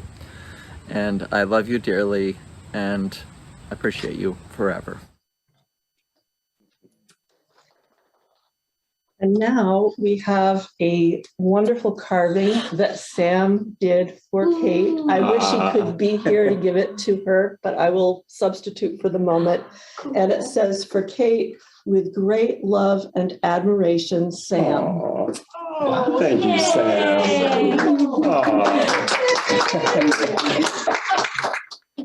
Thank you, Maya. I love you. Thank you. This is fantastic. Thank you. I'm never letting it go. Wow, what a wonderful surprise. A Bartlett sculpture. Lucky Kate, you deserve it. Now to conclude this section on Kate's influence is musician Max Newman, who, like Kate, is a composer and multi-instrumentalist, playing guitar, mandolin, piano, and whatever else is handy in his living room. And also, like Kate, Max is a person who keenly understands the importance of inspiring the next generation of musical performers. Hi, Max, you're here live. Oh, hello. What a pleasure and an honor it is to be here, giving a few remarks. I have to admit, I'm a little confused because, Kate, you're just one of the most youthful people that I know. You're definitely more youthful than me. I have no idea when I passed you by here. So I don't know what you could possibly have done in your youth to have earned this, but despite your youth, you have really actually inspired and opened up worlds for so many of us, musically, creatively, and personally. Musically, Well, Kate, your music just brims with, I just think about it and I just think of the possibility and discovery and authenticity and oodles of schmangy. And it's so viscerally honest and joyful to be around and to have in your ears and in your heart. I feel like I've seen many musical moods come out of you on many different instruments with many different musical collaborators. And I've just seen how possible it is to have such an incredible and authentic breadth of expression as a musician. And I know so many others have seen that too. And I would also agree that for many of us, you did invent not playing. And we appreciate that. It's saved my bacon on many an occasion. And then as far as your books and your writing, when I think about the Barnes books and the couple dance music book, there's of course the resource that they are, but there's also that sense of possibility and a willingness to create. And of course the clever laugh out loud sense of humor in your voice. And it's very inspiring for all of us who are trying to overcome our doubts when taking on a project, to see what you have just done and made happen. And I feel like, speaking of your writing, I'm showing my age a little bit, remembering the very amusing gig tales and other things on your website, which I had to go search on the Wayback Machine of on the internet to go back and see what they were. And I was really enjoying rereading those, reading about piano-shaped objects and unused band names like the Meanderthals and Mélange à Trois and Alleged in Their Own Time. Anyway, it's a lot that I learned about being a musician and forging through difficult situations. I learned from that. And then finally, just I have to say what a gift it is to know you and to be around you. Speak for myself, I've been lifted dancing to your music. I've so enjoyed the many times I've sidled up to the side of the stage to watch you, and left a little jaw-droppingly inspired and amazed. And of course, I've had the joy of sharing the stage with you, as so many others have, and being invited into the incredible world of music that you inhabit. I'd also like to add to the chorus of people speaking about that, seeing you living as your authentic self in the myriad of ways that you do is a joy. And it means a great deal to so many of us finding our own ways, whatever those might be.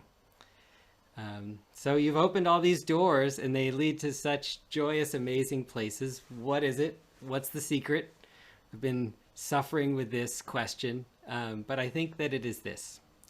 I think that those of us who are blessed enough to pass through your orbit, that we leave more connected with the feeling of living and with being alive. And I feel very grateful to call you a friend and to call you a mentor and an inspiration, as I know many, many others do. So thank you, Kate.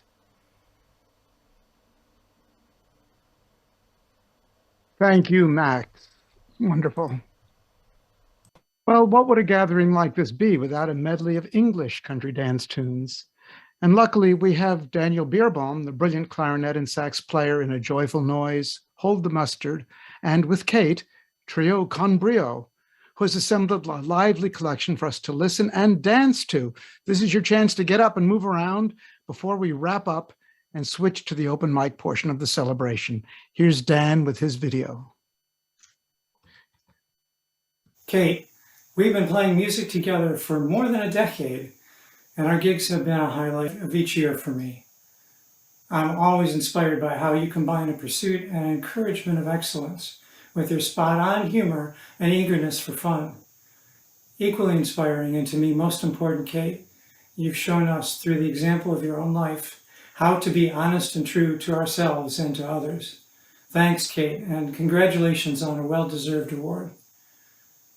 Over Kate's long history of playing for English country dancing, many musicians have had the joy of collaborating with her. Though we can't fit all of those musicians onto this virtual stage, some of us would now like to offer a medley of English country dance tunes selected by Kate. The medley begins with Kate's beautiful and intimate tune, The Middle of Night, followed by the music for the dances Two Cousins and King of Poland, and ending with Pete Sutherland's Upper Valley Waltz. Though most of us couldn't be in the same room for creation of this presentation, we hope that you enjoy our virtual collaboration. We dearly look forward to when we can all play together in person once more.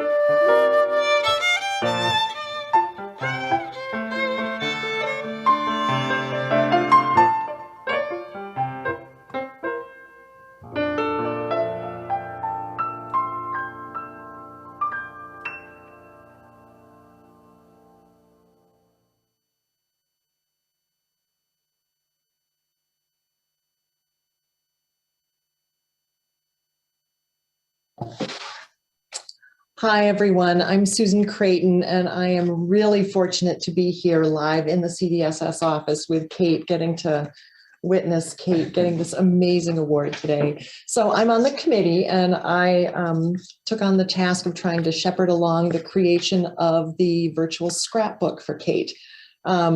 So some of you may have had a chance to take a look at it already, but if you haven't, I encourage you to go take a look at it because there are many, many more great stories and anecdotes about Kate. You can think of this virtual scrapbook as kind of the equivalent of our guest book. It's a place to leave any kind of messages or well wishes for Kate, getting a chance to kind of send your own personal message to Kate. It can take the form of a written message. You could post photos. You could post a video. You could post a poem. You could post a song. Whatever format you decide feels best for you to sort of pass on your wishes to Kate. You can be funny. You can be sincere. You can be goofy, heartfelt, whatever. Just it's an opportunity to get to say what you'd like to say to Kate individually. No bills, though. No what? No bills. No, okay. It's no bills. So thank you to everyone who's already submitted some things. And if you have not yet and would like to, I encourage you to do so. I'd like to take a minute to just send a shout out to Ann Campbell, who's the CDSS webmaster, who has been doing the lion's share of the invisible work of putting this together. So thank you, Anne, for helping this happen. If you would like to submit something now, I think I'm going to ask Crispin if he has just put the link in the chat box there. You can go right to that submission form and you can put something in there. Tomorrow, starting tomorrow, if you go onto the website and you look at the link for Kate's celebration and then follow the link to the digital scrapbook, you'll see a big button there that says submit my memento. And that's another way you can submit something to Kate. So, so please share your wishes with Kate. Thanks so much. Yay.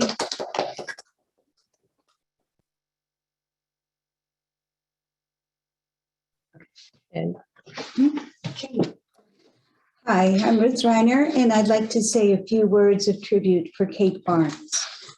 I first danced to Kate's playing back in the early 80s at the Concord Scout House with Yankee Ingenuity.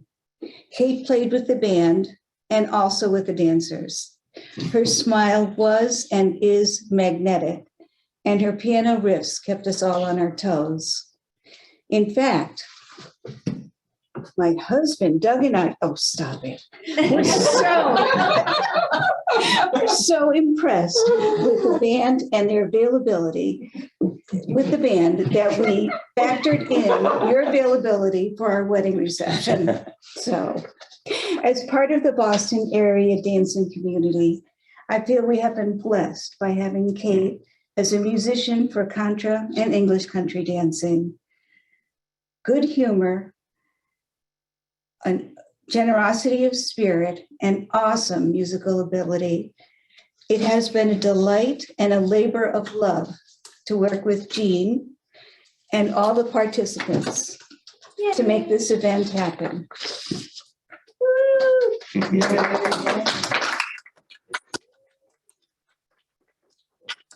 I have a few things that I would like to add to this. After this great outpouring of love and appreciation for you, Kate. Now comes the truth.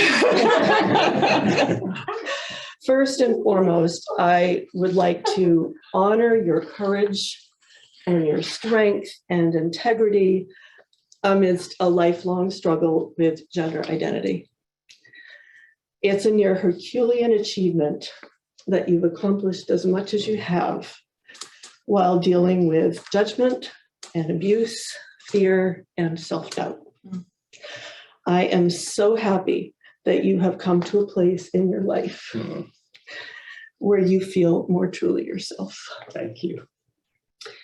And as a role model and frequent mentor, you've inspired and paved the way for so many people of all ages, helping them to find their own way to truth. Secondly, your dedication to your music and performing career. For 40 some years, sorry,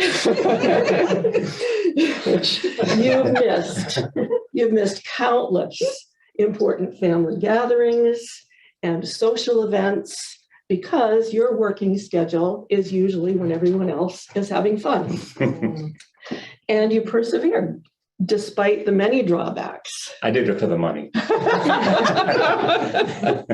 Endless hours of arduous travel, various negotiations with event planners and musicians and callers, and often uncomfortable accommodations, just to list a few. Thirdly, your ability to bring people together. And I'd like to just cite 2 quick examples of this. On a Ken McPherson trip going down the Amazon, you stopped at a village, and the village people were selling their crafts. So there was a line of the crafters and a line of people on the tour who were buying things. And it was all a bit awkward and tense. And Kate pulled out her penny whistle and started playing, and suddenly it was a party. And the other thing that I would like to mention is during the pandemic. So from mid-April until mid-October of last year, during the pandemic, you went out on our front porch and played America the Beautiful on your alto sax every night. And magic happened.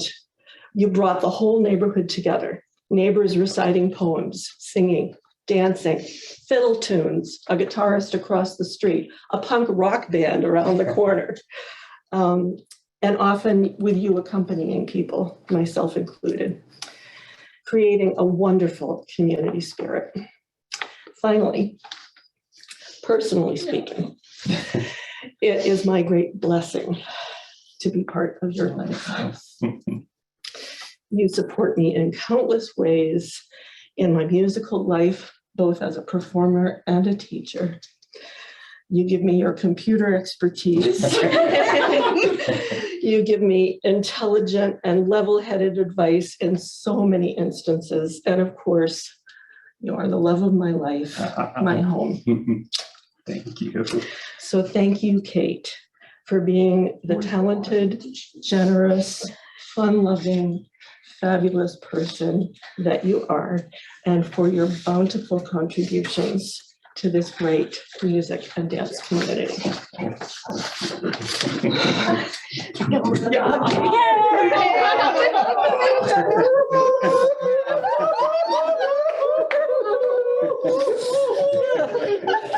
Okay, and now for a few thank yous. We'll try to keep it short.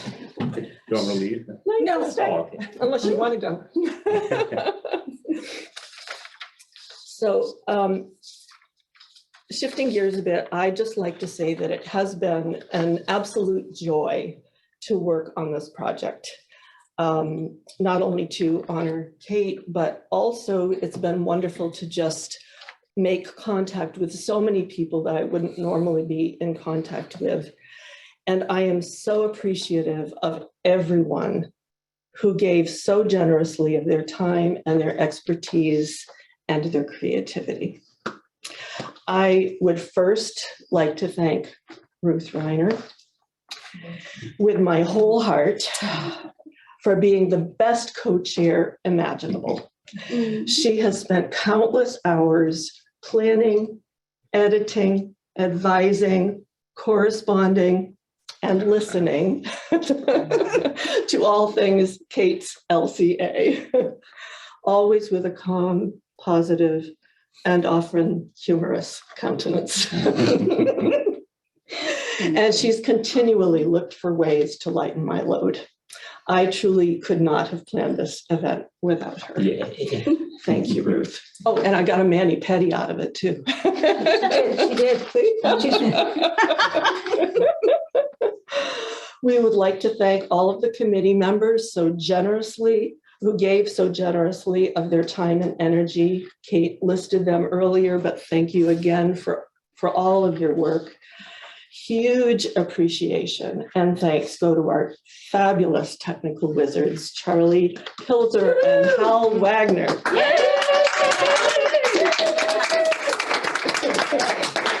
For their their endless hours of video and sound editing and for an amazing Zoom production. And thanks to all their technical support persons as well. Major thanks also to Lisa Greenleaf and Jean Murrow for so graciously, entertainingly, and comprehensively being our maestra and maestro of ceremonies.